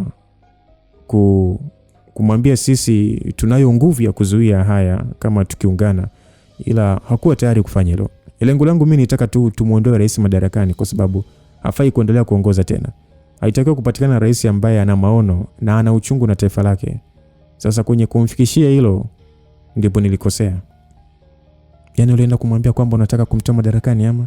Hapana, nilimwambia mambo mawili nikiwa na hasira, japo pia sijuti kufanya vile, kwani niliomwambia ndio moyo wangu ulinitaka niweze kuyasema. Kwanza nilimwambia haya ambayo anayafanya kwa wengine naye atakuja kumtokea siku moja. Yapi hayo? Mauaji. Nilimwambia kuna siku naye mtoto wake atakuja kuuawa. Sasa nikiwa namwambia hayo ndipo mtoto wake akatekwa. Hivyo alihisi mimi nimehusika kwenye hilo. Ndipo tatizo lilipoanza na kuwa na mashaka na mimi. Jambo la pili, nilimwangalia usoni nikamwambia kama kweli analipenda taifa hili basi anatakiwa kujiuzulu. Ili ni wazo ambalo nahisi lilimkera mpaka nikaishia hapa. Na hata siku nyingine baada ya kunirudia nadhani alihisi naweza kumpigia magoti kumwomba msamaha. Akakuta msimamo wangu ni ule ule kwa sababu mimi sikuwa tayari kuwasaliti watu kwa tamaa ya madaraka. Nipo tayari hata kupoteza familia yangu nikiwemo mimi mwenyewe, maana aliahidi kuniua, ila sio kuona watu wanateketea huku sasa nikiwa nimekaa kimya. Naweza kukuambia ndio sababu mimi nimeishia hapa. Zahaka alitabasamu. Alijisifia kuwa na mtu sahihi mbele yake ambaye kwa maono yake alikuwa anajua atakuwa sehemu bora ya taifa lake. Bila shaka mimi unijui, si ndio? Ndio, mimi nilikuona kwa mara ya kwanza kwenye ile video baada ya mauaji ya mkurugenzi wa usalama wa taifa. Upo sahihi kwa sababu nilitaka wanifahamu kwa mara ya kwanza. Kwa hiyo ni kweli kwamba mpo na sio stories za kutungwa? Ni kweli, na mimi ndiye kiongozi wa hao watu. Mwanasheria mkuu alibaki ameduaa. Alitabasamu ni kama alitaka kuongea jambo ila alisita na kumezea tu. Vipi? Umeogopa kuniambia unashangazwa na binti mdogo kama mimi kwa kiongozi wa watu? Mimi huwa sipendi kuhukumu mambo nisiyojua, ila nimevutiwa tu na hili maana sijawahi kuona kabla. Sasa unataka kujua sababu ya kwa nini upo hapa? Ndio. Nataka uwe rais. Binti yangu, mimi naheshimu unachokifanya kwa ajili ya taifa hili. Ni watu wachache ambao huwa wanaweza kufanya haya, lakini nadhani unatakiwa kurudi kwenye ufahamu wako kwa sasa. Uache kuota ukiwa macho bwana. Uache kabisa bwana. Kwa nahisi mimi nipo hapa kwa sababu najitolea, si ndio? Ndio. Unamfahamu Mzee Libato? Mzee Libato? Mbona amekufa muda mrefu sana mzee? Ndio maana nimekuuliza. Mimi nilikuwa namfahamu, ni mmoja kati ya wazalendo bora zaidi kuwahi kuzaliwa na kuishi kwenye taifa hili. Okay. Mimi naitwa Zahaka Libato. Unataka kusemaje? Umenielewa mzee? Wewe ni mtoto wa Mzee Libato? Ndiye. Na ndiye mtoto wa pekee ambaye nipo hai mpaka leo. Yule mzee hakuwahi kuwa na mtoto kwenye maisha yake. Ilithibitishwa hakuwa na uwezo wa kuzalisha kwa taarifa yake mwenyewe. Unahisi angewaamini watu wa taifa hili mpaka kuanza kuwapatia taarifa za binti yake wa pekee ambaye alitakiwa kumlinda? Kwa hiyo unataka kuniambia kwamba wewe ni deep state? Nini kinaendelea hapa? Babangu alikuwa sehemu ya hawa watu. Hii serikali kivuli ndani ya serikali, wote tunajua ilianzishwa na rais wa kwanza wa Tanzania na malengo yake yalikuwa makubwa, ila kwa bahati mbaya kwa baadaye watu ambao hawakuwa na nia nzuri na taifa hili wakaamua kubadilisha majukumu na kuanza kuitumia kwa majukumu yao binafsi. Ndio maana mpaka leo hii watu wakisikia hili jina wanajua deep state ni wauaji, kwamba ni watekaji. Ndio ambao wapo nyuma ya mambo yote mabaya ambayo yanatokea, jambo ambalo sio kweli. Ila nani anajali sasa? Wakati babangu akiwa kiongozi wa hii serikali kivuli, hakuwa anaamini watu wengi. Aliwahi kushuhudia usaliti wa viongozi wakubwa hapa duniani ukiwemo wa Sankara. Hakuishia hapo kujifunza. Aliona baadhi ya watu ambao walikuwa karibu naye wakimsaliti na baadhi ya wengine wakaisaliti hadi serikali pale ambapo waliamua kupigania maslahi yao. Ndio maana akaamua kumtafuta mtu pekee ambaye angeweza kumwamini kwenye maisha yake, na ndio sababu ya kuanzisha kwa Wabarikiwa. Ilikuwa ni kutanua tu mfumo mwingine nje ya deep state. Ikitokea mambo hayajawa sawa, kwa wale ambao kunitengeneza mimi kwa ajili ya hii kazi, mimi ndiye pekee alikuwa akiniamini kwa maisha yake. Hivyo nilikuwa sehemu nzuri zaidi ya kulifanya hili bila kinyongo. Na ndipo hapo hata ulimwengu aliamua kuficha kuhusu mimi kuwepo, kwa sababu alijua nitauawa. Mpaka leo nimewapoteza watu wangu wengi tu ambao walijitoa maisha yao kwa ajili yangu, ila hawakufanikiwa kunifahamu wala kujua kama bosi wao na kiongozi wao ni mimi mwanamke. Hili linanishangaza. Na Mzee Deniga? Zanka alibaki ameduaa. Lile jina lilikuwa bidhaa adimu. Lilikuwa jina ambalo halikupaswa kuwa kwenye midomo ya watu wengi. Ingekuwa ni hatari kubwa kama lingefahamika kwa ukubwa kiasi hicho. Nini unataka kumaanisha? Mimi sio mtoto, nadhani ndio maana umeamua kunichagua mimi. Mimi sikuwa najua lolote kuhusu wewe, ila natambua ule mzee amewahi kuwa sehemu ya deep state na najua mpaka leo yupo hai. Kuna kipindi nimewahi kupata taarifa kwamba alikuwa ndiye kiongozi kabla ya kupotea kwake uraiani, hivyo sikujua aliyoendelea baada ya pale. Ni watu wangapi unajua kuhusu hili? Sina uhakika kama zaidi yangu kuna wengine wanajua, lakini dunia ni ndogo hii, siwezi kujiwekea uhakika wa moja kwa moja. Yule yupo hai na ndiye nataka awe makamu wako. Unataka kuniambia hili jambo unalimaanisha kiasi hicho? Ulikuwa sahihi. Unahisi naweza kuja kuua watu wote kwenye gereza na kukuokoa kirahisi tu hivi bila sababu kubwa nyuma yake? Unataka mimi niwe rais, Deniga kuwa makamu wangu, halafu mpango wako ni upi sasa? Nataka tujenge Tanzania mpya. Watu wanatakiwa kupata taifa ambalo linawafaa na ni haki yao. Nataka tuwe na taifa ambalo watu kuhoji haitakuwa uhalifu bali itaonyesha ishara ya uwajibikaji. Yaani kuhoji kwao inaonyesha ni uwajibikaji. Nahitaji tuwe na taifa ambalo kila mtu atakuwa huru kutoa maoni muda wote na akawa salama. Sio tu kuruhusiwa kutoa maoni ambayo yanawapamba na kuwasifia watawala. Hilo halitakuwa taifa ambalo sisi tunalitaka. Nahitaji kuona Tanzania inaheshimu mipaka ya utawala, mahakama, bunge lililo huru, ili kutengeneza watu wenye uwezo mkubwa kwa ajili ya baadaye ya taifa hili. Kila mtu anatakiwa kuwajibika kwa nafasi yake. Ndivyo nataka iwe, na ndio sababu nahitaji nyewe wawili ndio muingie Ikulu. Naweza kusema imekuwa heshima kubwa kunipa nafasi kama hii ambayo sina uhakika kama itawezekana, lakini kwa upande wangu hapana, mimi sipo tayari kwa ajili ya hili. Hautaki kwa sababu unaamini haitawezekana au kwa sababu haujisikii kuongoza ama unaogopa? Unajua mpaka sasa mimi nipo hapa ninaamini unajua unachokifanya na mnaonekana kuwa watu ambao mmejipanga kwa ukubwa. Hivyo mnaweza kukamilisha haya, lakini mimi binafsi sipo tayari kuingia kwenye siasa.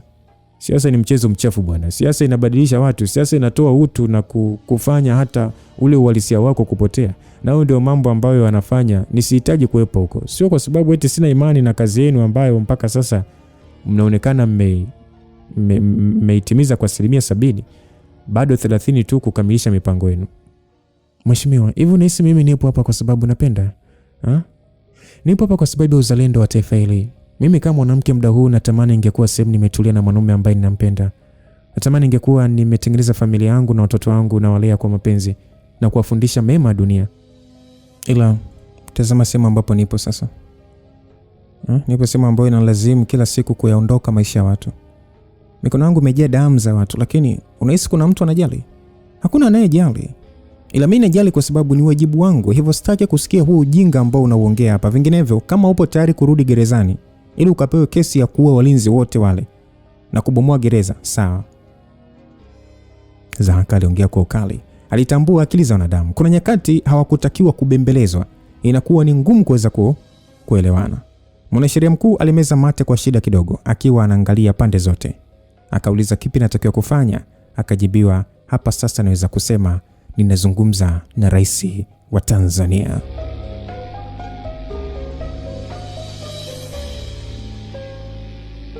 Maafisa usalama 15 walitumwa na rais kwenda Oysterbay. Ni eneo ambalo walikuwa wanaishi watu wenye ukwasi wa kutosha na ndiko kulikuwa nyumbani kwa waziri mkuu wa Tanzania Bwana Elliot Mikesa. Huyu bwana alikuwa sehemu kubwa ya ushenzi wote ambao ulikuwa unafanywa na serikali ya Bwana Tamizogo. Alikuwa ni moja ya watu ambao walihusika kwa ukubwa kuweza kuliangamiza taifa, na kwa muda huo walitaka kumwangushia jumba bovu yeye na mkuu wa majeshi. Mkuu wa majeshi angeonekana kulisaliti taifa lake kwa kutumia wanajeshi na makomando kwa ajili ya kutawala kimabavu, lakini waziri mkuu ndiye angeonekana kuwa nyuma ya yale mambo yote ambayo yalikuwa yametokea. Hivyo rais angekuwa salama kwa mara nyingine na angejitoa nje ya lawama hiyo kubwa. Jengo lake kubwa ambalo lilikuwa linavutia lilikuwa tupu kabisa bila mtu hata mmoja. Eneo hilo kabla lilikuwa na ulinzi wa watu 15 ambao walikuwa wanahakikisha mheshimiwa anakuwa salama, na ulinzi mwingine ulikuwa unaongezwa kila alipokuwa anahitaji kutoka.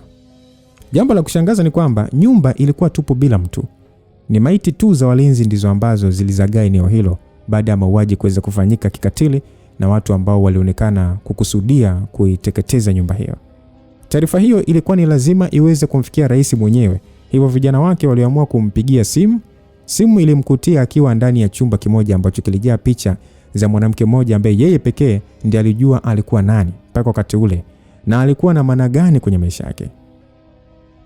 Mke wangu, siwezi kusema najivunia kwa haya, bali naona aibu japo sina uhakika kama nitasema najutia. Nakumbuka kila nyakati ambazo tulizitumia pamoja. Mimi na wewe tulikuwa na ndoto nyingi za pamoja ambazo tulifanikiwa kuzitimiza, ila hii ya kuishi pamoja uliamua kunisaliti na kunikimbia. Sipendi kukupa lawama nyingi, kwani najua ungekuwa uamuzi wako, ungeamua kubaki na mimi ili uweze kumwangalia mtoto wetu. Jambo ambalo nimefeli. Mpaka sasa najiuliza mimi ni baba wa namna gani, ila kuna muda pia najiuliza Kera ni mtoto wa namna gani. Amemkataa baba yake na kwenda kuungana na watu ambao amekutana nao kubwani tu. Mwanangu mwenyewe hanitaki tena, hataki hata kujua baba yake anaendeleaje. Nimetoa kila kitu kwenye maisha yangu kwa sababu yake, ila hata ajali. Nijaribu mpaka kuvunja sheria za taifa kwa ajili yake. Ila kanikimbia kwa sababu ya mapenzi. Ungekuwa ungefanyaje? Huenda utanilaumu huko uliko, lakini je, nilikuwa na chaguo lingine? Sikuwa na chaguo, kwani ndio maisha ambayo yeye mwenyewe aliamua kuyachagua. Mimi nimekuja hapa leo kwa sababu nahitaji msamaha wako. Nahitaji uweze kunielewa kwa kile ambacho kinaenda kutokea. Kwa sasa mwanangu anaweza kuwa sehemu ya maadui zangu. Kuna uwezekano mimi na mwanangu siku moja tukaja kukutana sehemu mbaya ambayo itatulazimu tuweze kuuana. Na mimi ni rais wa nchi ambaye siku zote natakiwa kufanya maamuzi magumu. Sitaki kusema kwamba nimepanga kumuua mwanangu wa damu, ila sina uhakika kama nitamwacha pia tukionana kwenye mazingira magumu. Unaweza kusema mimi sio baba bora, nitakubali. Unaweza kuniambia nilikuwa mwanaume wa hovyo, nitakuelewa pia, ila kuna wakati dunia watu kama mimi lazima tutokee ili kukumbusha ulimwengu kujua pande zote mbili za sarafu kwa ajili ya maisha yajayo. Natamani ungekuwa hai leo, huenda tusingefika huku, lakini pia nazikumbuka na saa zako kuhusu mimi kubadilika. Ulitaka niwe rais wa kusikiliza watu, ila nikapuzia. Nguvu ya madaraka na pesa zilinijaza kiburi. Nikaona ulimwengu mzima ni wangu na naweza kufanya lolote ambalo mimi nalitaka. Na kwa sasa hakuna namna naweza kurudi nyuma tena zaidi ya kuyafanya tu yale ambayo niliamua kwenda nayo. Nisamehe mke wangu, mimi nimeshindwa kuwa mwanaume ambaye ulinitaka niwe. Nisamehe kwa sababu leo ni mara ya mwisho kuja kukusalimia ndani ya chumba hiki, lakini pia nisamehe nimeshindwa kumlea bwana. Rais alikuwa ametulia kwenye chumba ambacho kilijaa picha za mkewe marehemu, huku mishumaa ikiwa imetawala. Ndipo alishtuka na kutulia baada ya mlango wa chumba hicho kuanza kugongwa kwa nguvu. Alipata hasira na kunyanyuka akaenda kufungua akiwa na jazba. Akaambiwa kwamba mheshimiwa sio kwema. Alijipanga kufoka, ila taarifa ambazo alizipokea hazikuonekana kuwa njema, ikamlazimu kuwa mtulivu. Akauliza kwamba wapi, akaambiwa kwa waziri mkuu. Akauliza kuna nini, akaambiwa ametekwa. Rais akauliza unamaanisha nini kusema ametekwa? Yule mtu akasema yeye na familia yake nzima hawapo. Huyo atakuwa katoroka mshezi huyo. Baada ya rais kuongea hivyo, akaambiwa kwamba hakuwa na sababu ya kutoroka, kwani hakujua lolote ambalo lilikuwa linaendelea, na hata kama angekuwa ametoroka basi asingeua walinzi wake wote kikatili namna ile. Wale wameuawa na watu ambao ni wauaji. Unamaanisha walinzi wameuawa? Ndio mheshimiwa, kisha wakaondoka naye na familia yake yote. Kuna video zozote ambazo zinaonyesha hali ambayo imetokea huko? Hakuna ushahidi wowote mheshimiwa. Rais alifoka kwa hasira akiwa anabamiza chungu cha maua ambacho kilikuwa karibu yake. Mheshimiwa, nini unataka kufanya? Wewe mbuzi bwana, nenda kumtafuta waziri mkuu. Acha kuniuliza upumbavu bwana, mimi nisije nikakuua hapa. Alimtishia yule mlinzi ambaye hakukaa tena. Baada ya pale aliondoka haraka, huko rais akiwa anatoa simu yake na kupiga mahali. Nampigia simu mkuu wa majeshi sasa hivi kukutana naye kwa siri. Hakisheni anawakuta eneo la tukio na ionekane kama amejiua mwenyewe. Simu ilikatwa. Hakuwa sawa rais wa Tanzania. Hakuwa sawa kabisa. Sasa nusu saa kabla kule Oysterbay, watu wawili ambao walivalia barakoa usoni walikuwa jirani na ilipokuwa makazi ya waziri mkuu. Kiongozi huyo kwa sababu ya nafasi yake alikuwa ni moja ya viongozi ambao walikuwa na viburi na kujiamini ndani ya Tanzania.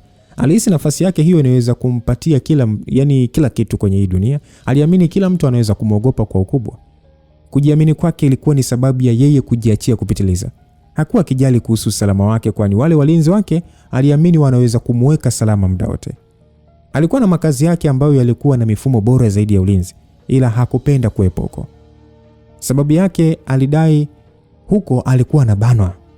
Hakuwa huru kufanya yale ambayo anayataka yeye, kwani muda wote walikuwa wakimfuatilia. Ndio sababu ambayo ilimfanya yeye na familia yake kwenda kwenye jengo lake lingine ambalo alikuwa na mifumo mikali zaidi ya ulinzi.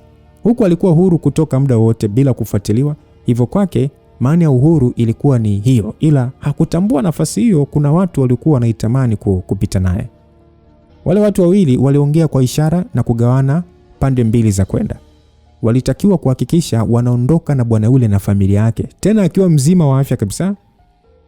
Kilirushwa kisu ambacho kilitoboa kifua cha mlinzi mmoja ambaye alikuwa anahakiki ulinzi kwa nje. Alishuka na kudakwa na yule mwanamke bila kupiga kelele. Wakatoa kitambulisho chake na kupenyea getini. Ndani kulikuwa na walinzi wa kutosha tu. Yule mwanamke aliingia taratibu kama kwake vile. Alisimamishwa na walinzi wawili ambao walimtaka akae kama alivyokuwa. Risasi ilifumua kichwa cha mmoja. Yule mwingine aligeuka kwa mashaka, akakutana na kisu shingoni, kikazungushwa. Wakawa wametulia pale pale. Wawili wale hawakuwa akiongea kwa maneno bali vitendo tu. Zilisikika sauti za watu kuelekea upande ule, wakatambua ingekuwa tatizo kwao. Sasa yule mwanaume alijigeuza kwa sarakasi na kujibanza ukutani. Alimpatia ishara yule mwanamke, wakatokea wote kwa pamoja. Walinzi 4 walichinjwa kama kuku, mili yao ikatupwa, wakasogea upande wa pili ambako walipishana na bustani safi ambayo ilikuwa inaongoza mpaka ndani. Yule mwanaume alihisi kuna kivuli kinamjia nyuma yake. Aligeuka nacho kwa nguvu. Aliumba baada ya kugongwa na kitu kizito. Sasa alisogea mbele hatua kadhaa, akarudi kwa sarakasi ambazo zilimsaidia kumpiga yule adui yake teke la paji la uso. Alishuka chini, mguu kafuatia juu, kichwa kikapasuka pale pale. Alishtuka kusikia vishindo vya watu. Walikuwa ni walinzi 3 ambao walirundikana sehemu moja. Akatambua yule mwenzake alikuwa amefanya kazi yake. Walipeana ishara kuingia ndani zaidi, ambako kulikuwa na korido kubwa ambayo baada ya kuipita ndipo ulikuwa unaingia ndani ya nyumba moja kwa moja. Asa kwenye korido kulikuwa na walinzi.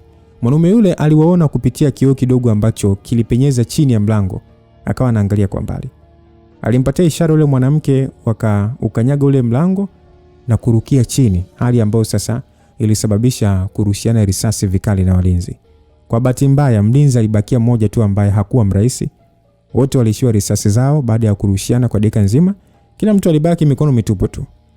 Walifuatwa wote na ule mlinzi ambaye alihakikisha anawashusha chini. Walinyanyuka kwa pamoja na kupeana ishara. Walimfuata wote wawili. Walipenyeza ngumi zao kwenye mbavu zake, yeye akafanikiwa kuwatoa vitambaa usoni. Walikuwa ni Jacobo na Ailana. Mrembo ule aliambiwa aende mbali na pale baada ya kusamehewa na kupewa nafasi nyingine ya maisha, lakini hakuwa tayari. Aliomba nafasi ya mwisho kuweza kusahihisha makosa yake. Hivyo alipewa, na hiyo ilikuwa kazi yake ya kwanza akiwa karibu na mwanaume ambaye walipendana, na si mwingine ni Jacobo. Sura zao kuwa wazi halikuwa tatizo kubwa. Tatizo lilikuwa ni namna ya kumaliza kazi haraka na kuondoka, kwani yule bwana hakuonekana kuwa mwepesi. Walijirusha wote pamoja ili kumdondosha.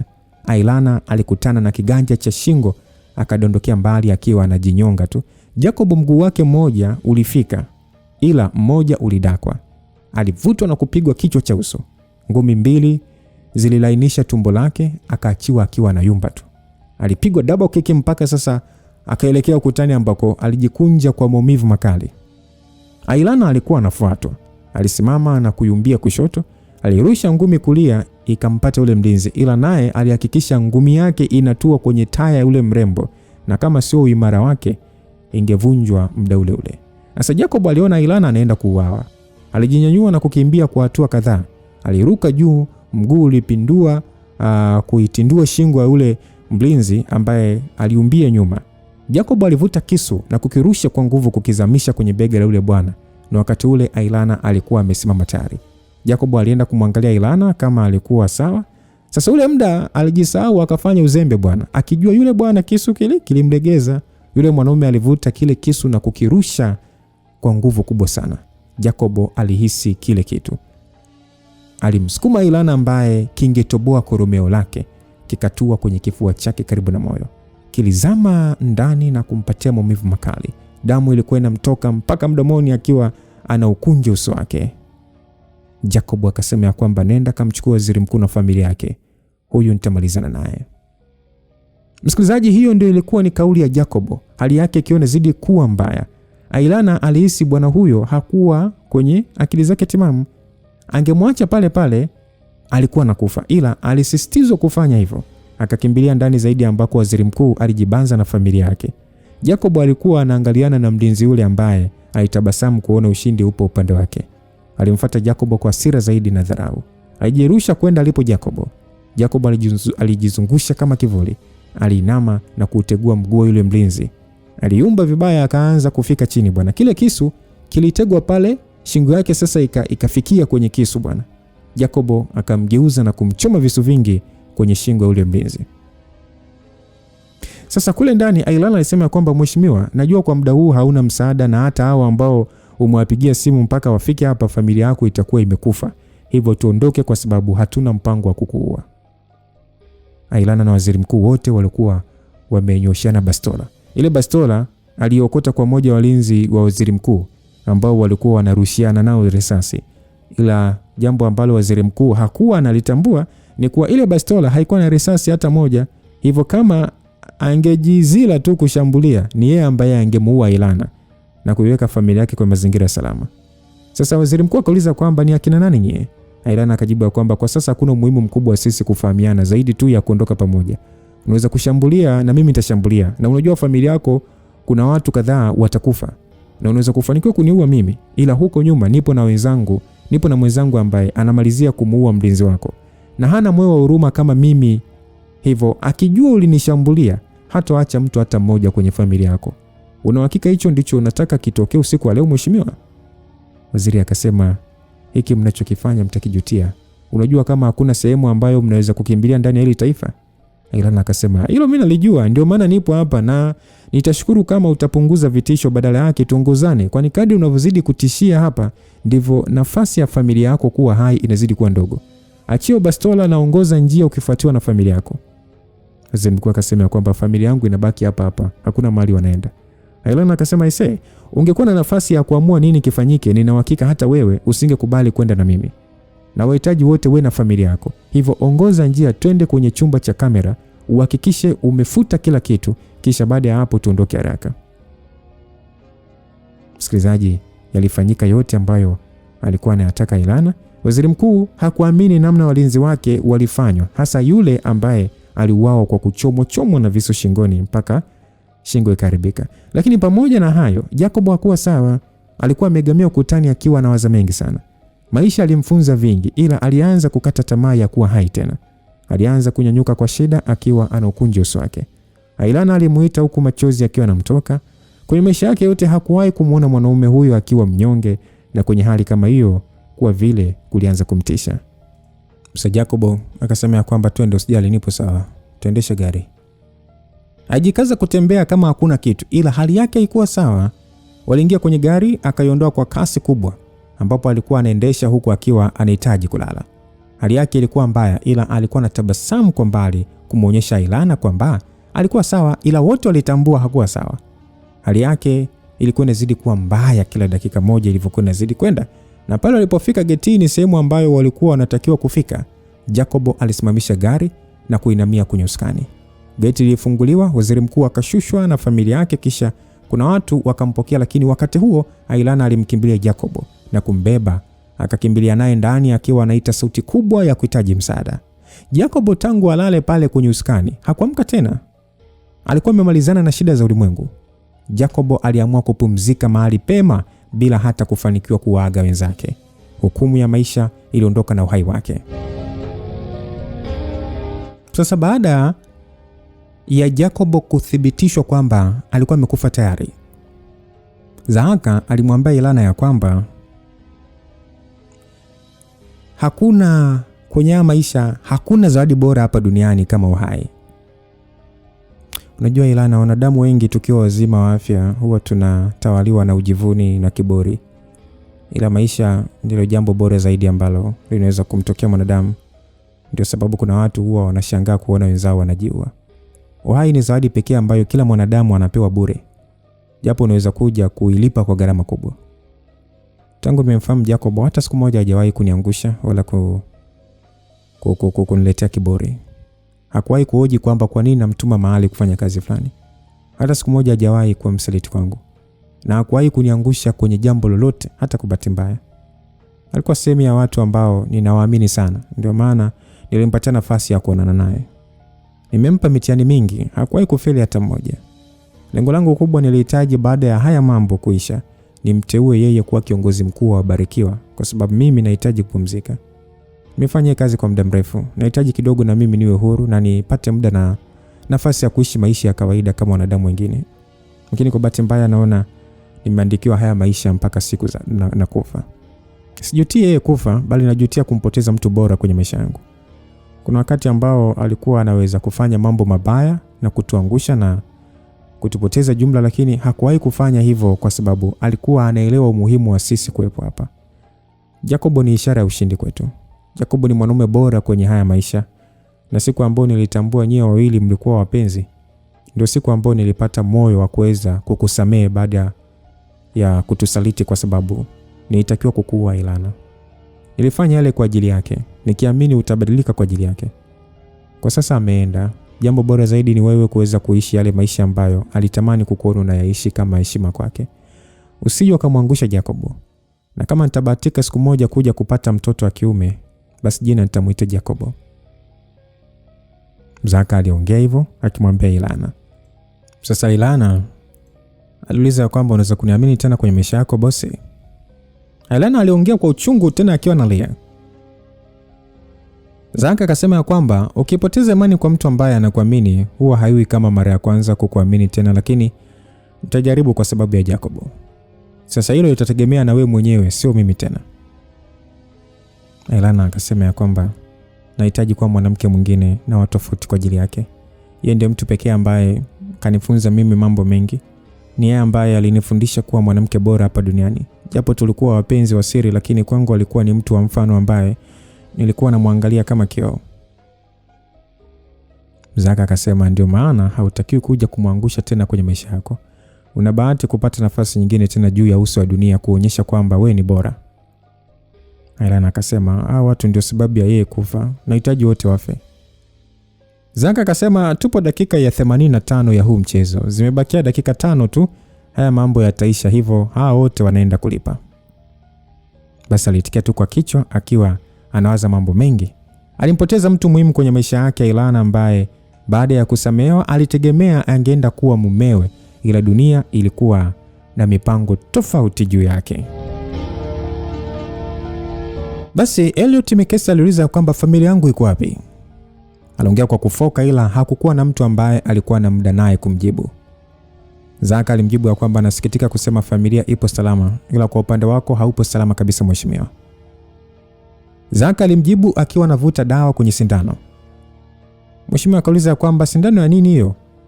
Zaka aligeuza macho kuangalia kila upande humo ndani kuona kama kulikuwa na mtu mwingine, ila walikuwa ni wao wawili tu.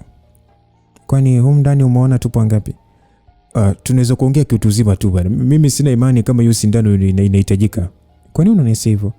Kwa sababu unayoyafanya haya ni makosa na unajua kabisa kitakachokuta bwana. Hivyo unajua upo wapi? Haijalishi mimi nipo wapi, ila kwa sasa najua nitakuwa natafutwa na ndani ya muda mfupi tu watanipata. Alafu tajua mimi ni nani. Hivyo unajua sababu ya wewe kuletwa hapa bila kufungwa uso wako? Unamaanisha nini? Nimekuuliza swali rahisi, usitake maswali bwana kama hayo. Tuanze kulazimishana namna ya kuyajibu. Mimi sijui. Kwa sababu hauwezi kutoka tena kwenye mikono yangu. Ndio maana unataka kunitesa? Mimi hata siwezi kukutesa, mimi sitakutesa. Basi niache sasa mimi niende. Kuna mtu ambaye anahitaji kuongea na wewe waziri mkuu. Ningekuwa naongea mimi ningekuua kwa sababu nimempoteza mtu wa muhimu sana kwenye familia. Ni nani anakuja? Hii sumu ambayo ipo ndani ya hii sindano itavigawagawa viungo vyako kwa dakika 5. Hizo dakika utaona kama mwaka mzima umeutumia kukaa kwenye hicho kiti, na baada ya hapo kuna mtu atakuja kuongea na wewe kisha nitarudi. Waziri, ila nakukumbusha humu ndani wewe ni tapeli mmoja tu ambaye hakuna mtu anajali kuhusu uwepo wako. Hivyo usije ukahisi upo kwa matapeli wenzako. Nikiwa na maana ya kukutahadharisha kujua namna sahihi ya kufanya mazungumzo. Tafadhali usifanye hivyo. Msikilizaji, sindano ilizamishwa kwenye shingo kisha Zaka akatoka mrendani. Waziri mkuu alihema kwa hofu na kutabasamu baada ya kuona yupo sawa. Alihisi huenda binti yule alikuwa anamtishia tu. Ndani ya sekunde 30 mwili ulianza kuvimba. Mwili ulianza kuwasha kiasi kwamba akawa anatamani kujikuna, ila hakuwa na hiyo nafasi. Kichwa alihisi kama kinataka kuchomoka na mwili ulikuwa unajikaza huku kila kiungo kikianza kuwaka moto. Alianza kuguna taratibu, ila kadri muda ulivyokuwa unazidi kwenda ndivyo alikuwa anaongeza sauti ya kilio. Ilifikia hatua akawa sasa analia kama mtoto mdogo huku mwili ukivuja jasho kwa wingi. Kila kiungo ndani ya mwili wake kilikuwa kama vile alikopa. Hakuona kama ile ilikuwa ni sehemu ya mwili wake. Alikurupushwa na maji ya baridi akiwa anatetemeka. Sasa yale maumivu yalimfanya sahau kama yalikuwa yamekata. Bado mwili wake haukuwa wa kawaida, ndipo akafumbua macho. Unajua ubaya maumivu makali kama hayo huwa upo sehemu moja tu. Hata akiisha na kusababisha tatizo kubwa kwenye akili yako, unakuwa unahisi kama bado yapo. Hicho ndicho huwa kinawafanya watu wanaathirika kisaikolojia. Sasa fikiria umekaa kwa dakika 5 tu hapo, umekuwa hivi. Ukikaa masaa hata 48, Si unakuwa kichaa wewe. Hayo yote yana maana gani? Unataka kujua sababu ya wewe kupewa hiyo sumu? Ndio. Ukiwa kwenye nafasi ya kutoa amri kwa ajili ya kuumiza watu, kuna mambo huwezi kuyaelewa mpaka na wewe uweze kupitia. Kuna muda ukisikia watu wanalalamika kuhusu jambo fulani, unawaona kama akili hawana vile, zaidi ya kujitirisha tu huruma tu, mpaka pale ambapo wewe mwenyewe unapitia mambo kama hayo, ndipo unatambua kila kitu ni cha kweli. Haya ambayo yamekuliza wewe na kukufanya utie huruma namna hiyo, kuna watu ndio maisha yao ya kila siku. Kuna watu wamefanyiwa haya mambo kwa miaka na miaka, na hakuna kati yenu ambaye anajali. Watu ambao huwa unaona mnawateka na wanatupwa kule baharini ama kuitelekeza miili yao mistuni, hiki ndicho huwa wanakipitia kwa vijana ambao huwa mnawapa amri waweze kuwatesa na kuwaumiza. Na wewe leo unataka kujua hii inamaanisha nini? Naweza kukuhakikishia sipo hapa kwa wema. Leo nataka nikufundishe nini maana halisi ya maumivu, ili baadaye uje uwe na cha kusimulia kwa wenzako hata ukiwa ndani ya kuta za jela. Hii inamaanisha wewe hautakufa. Wewe utaishi, lakini maisha yako yataishia gerezani, ambako utaishi huko kuipweke mpaka siku na kufa. Utaishi huko bila mtu hata mmoja kuja kukuona. Na kuanzia leo hii sahau kama una familia kwenye maisha yako, kwa sababu unatakiwa kufa kiupweke sana. Romeo Martin ndiye alikuwa anaongea naye. Aliongea mambo ya kumtisha mheshimiwa, japo mwanzo alihisi kama anataniwa, ila muda ulivyokuwa unazidi kwenda alitambua hali ilikuwa serious. Yaani, kwa nini unifanyia yote? Alafu nisahau kuhusu familia yako bwana. IGP niliua familia yake yote na yeye mwenyewe nikamuua, ila kwako sitafanya hivyo mheshimiwa. Familia yako itaachwa huru kuendelea na maisha yao ya kila siku kama ilivyokuwa kawaida, lakini hawataachwa na kila kitu. Yaani hawezi kuachwa na kitu. Watabebewa kila walicho nacho. Yale maisha ambayo wameyaishi kwa kuumiza na kuwatambia wengine yameisha usiku wa leo. Hawatakuwa na yale maisha tena, hivyo watarudi mtaani kuanza na moja. Wakati huo wewe ukiwa gerezani na unatakiwa kulipa kwa yote ambayo umeyafanya. Hakuna baya ambalo mimi nilifanya mimi kwenye maisha yangu bwana. Wewe ndiye mtendaji mkuu wa serikali. Hakuna pesa ambayo inatoka benki kwenda kwenye mradi wowote bila sahihi yako. Na unatambua ni pesa kiasi gani zimetolewa benki kwenda kwenye mifuko ya hao mabazazi hawa. Unaelewa ni shingapi imetumika kwa wafadhili watu ambao mlitaka waue waandishi wa habari, viongozi wa vyama pinzani, wanaharakati na watu wengi ambao hawakuwahi kuwa upande wenu kwa haya ambayo mlikuwa mnayafanya. Bado tunataka kujua ni kipi umefanya kustahili yote. Mimi nilikuwa natimiza majukumu yangu bwana. Basi ngoja nikuonyeshe ni kwa namna gani ulitakiwa kutimiza hao majukumu yako. Msikilizaji, waziri alipigwa na msumari kwenye maungio ya mkono. Alihisi kama shoti imepiga. Naweza hapa kwenye kiwiko, msikilizaji, kuna namna unaweza kujigonga kwenye meza, kwenye ukuta, kwenye kitu chochote, kwenye kiwiko hapa, alafu ghafla unaisigi mkono umekufa ganzi. Sasa yeye alipigwa na msumari eneo hilo.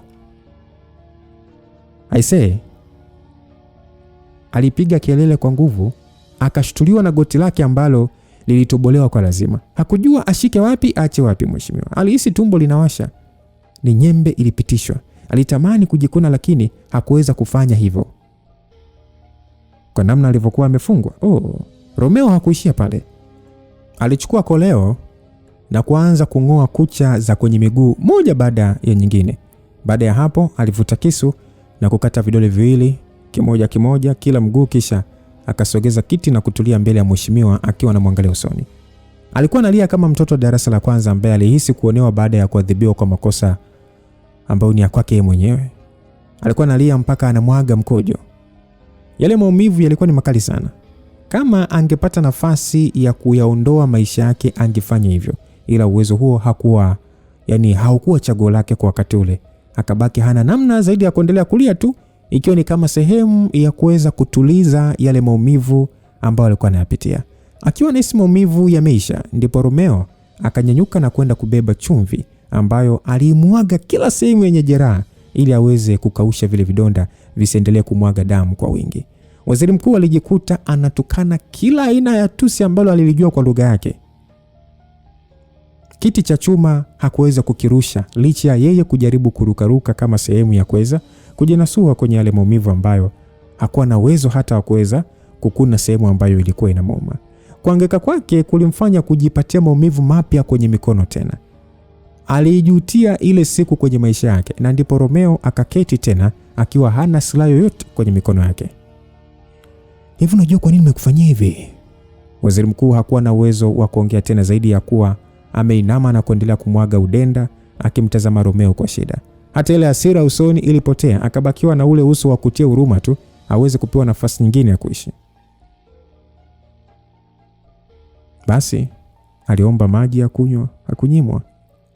Alipewa maji ambayo aliyamaliza lita moja. Akauliza kwamba kwa nini unakuwa mkatili namna hii? Kwamba mimi.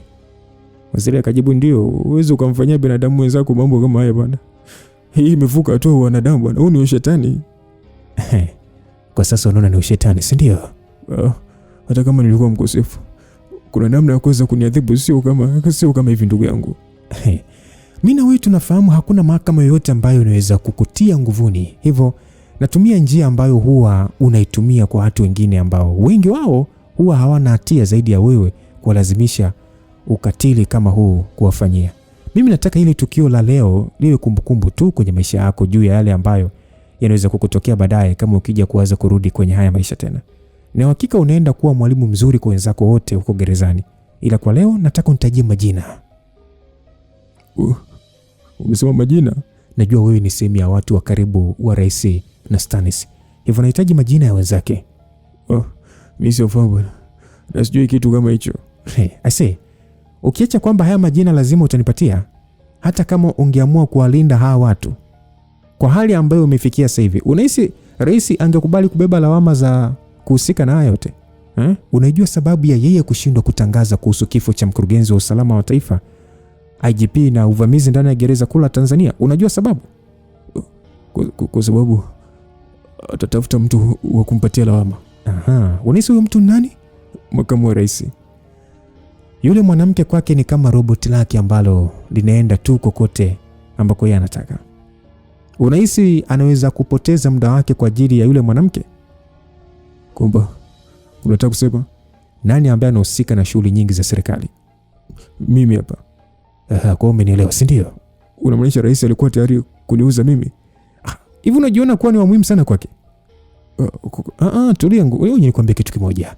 Mtu pekee ambaye rais angeweza kumvumilia ni mwanae, ambaye kwa sasa akikutana naye sidhani kama anaweza kumwacha hai tena, kwani kwake ni usaliti mkubwa sana anaofanya. Kama ulitaka kujua mambo mengi tumeyajuaje? Tulijuaje mwanasheria mkuu atakuwa kule gerezani na taarifa zingine za siri? Basi tumezipatia kwa mwanae wa pekee ambaye ni Kiran, ambaye ni shemeji yangu. Sasa wewe hapo unahisi ni nani hasa ambaye atakupenda zaidi ya mwanae wa damu? Mimi sipo kwenye nafasi ya kubishana na wewe kwa sababu nimempoteza mtu muhimu sana kwa maisha yangu ambaye naweza kusema alinilea kwa asilimia kubwa. Kwa hiyo hili jambo nataka liishi haraka sana. Kwa hiyo baada hapo mna mpango wa kufanya nini sasa? Wewe utaenda jela. Rais na Stannis watakabidhiwa kwa wananchi wao. Wananchi wao ndio wataamua sasa wafanye nini. Mpaka hapo nchi haitakuwa na rais. Hivyo jeshi litalinda taifa mpaka muda wa uchaguzi ili wananchi wamchague kiongozi wao. Ambaye mmemchagua nyinyi, si ndio? Ndio. Sasa mtakuwa na utofauti gani na sisi sasa? Mimi sina muda wa kukujibu haya sasa hivi. Na kama uchaguzi ungefanyika ingekwaje? Rais alitakiwa kujiuzulu na kutoka madarakani haraka, na wale wote ambao wamehusika na haya yote walitakiwa kuwajibishwa na mahakama kwa kesi za mauaji, uhujumu wa uchumi na matumizi mabaya ya nafasi zao za madaraka. Na kama rais angefanya hivyo, basi tungemuua wenyewe. Ila nchi hii haipo tayari kuongozwa na hili genge la wahuni. Basi mnaenda kufanya jambo baya sana. Oya, taja majina. Waziri mkuu akiwa anatetemeka alitaja majina yote ya watu ambao walikuwa kwenye huo mzunguko wao. Romeo alianza kuondoka humo ndani, ila alisimama kwa muda baada ya kuitwa kwa sauti ya unyonge. Waziri alisema ya kwamba sijajua kama na wewe ni sehemu ya watu, ila waambie wahamishe watu wao maeneo ambayo yapo, kwa sababu Stannis anaweza kuwa anajua na atawaua wote. Watu gani? Hao ambao wamewaandaa kwenye hizo nafasi za uongozi. Unamaanisha majina ambayo hayakuwa yanatambulika, si ndio? Ndio. Wamejuaje haya? Umeniambia mwenyewe mimi ndiye mtendaji mkuu wa serikali. Maana yake nakuwa na taarifa nyingi kwenye mkono wangu. Kwa nini unaniambia haya? Kabla ya kutumia maisha yangu kwenye kujutia, nimeona angalau nifanye jambo hata moja la maana kwenye maisha yangu. Japo kuna jambo bado sijalielewa vizuri. Umesema jeshi litalinda watu mpaka uchaguzi ufike. Mtawezaje kulishawishi jeshi ambalo mpo vitani na kiongozi wake? Mkuu wa majeshi lazima anaenda kufa na rais atamteua mkuu mpya na atamteua kwa lazima, huku wa mwanzo wakimuita msaliti. Sisi tutawafikia makapteni wenye ushawishi mkubwa ndani ya jeshi, kuwapatia taarifa za siri za kinachoendelea, kisha tutawataka waliongoze jeshi kuelekea huko ambako tunataka. Kuongea na makapteni kirahisi tu? Watu ambao mnatumiwa kila sehemu kuwa magaidi na wahini wa taifa hili, afu nasema kuongea na makapteni kirahisi tu? Ndio, kwa sababu kwa wale ambao wataamua kuungana na mfumo huu wa kishetani watauawa. Yaani muwe makapteni wa jeshi? Yaani mnataka kuingia vitani na jeshi? Sio wazo zuri kabisa hilo bwana. Waziri Mkuu, nadhani kuvaa sana suti kumekufanya ujidanganye kwa vitu vingi kwenye maisha yako. Unahisi ukisikia neno jeshi ni kuweza kwenda kupigana na wanajeshi wote? Wale wanaongozwa na viongozi wao ambao ni makamanda. Wale ndio ambao sisi tunamalizana nao. Kamanda mmoja anaweza kuwa na walinzi hata 10 au 20 ambao mimi peke yangu ninaweza kuwaua. Hivyo mpaka wenzake wapate taarifa anakuwa amekufa. Kwa hiyo ukitaka kukausha mti, usipambane na matawi yake, kwa sababu yale yakiisha yatatunga mengine, bali maliza mzizi wake ambao ndio unatoa uhai wa hiyo miti. Ungefanikiwa kulitambua hili mapema, mpaka sasa usingekuwa kwenye mazingira kama haya. Ndio maana hata hao mabosi wako walikuwa wanapambana kuweza kumpata kiongozi wa Barikiwa, ndipo wafanye maamuzi ya kwanza kuwaua, ila wameshindwa. Sasa wanawatafuta hao watatu ambao walitakiwa kuingia kwenye mfumo taratibu, ila wao wamelazimisha haya mambo yaishe kwa namna hii. Kwa hiyo hakutakuwa na namna nyingine zaidi ya kufanya vile wametaka wao iwe. Mheshimiwa, uwe na siku njema. Msikilizaji, tukutane sehemu ya mwisho kwenda kumalizana na hii simulizi tamu kabisa ya I Am The System. Na kwenye hiyo sehemu ya mwisho ndo tutajua sasa mambo yamemalizika vipi na taifa limebaki katika hali ipi. Mdoto ulikuwa na Lucas Lumba. Skad with you till we meet again. Bye bye.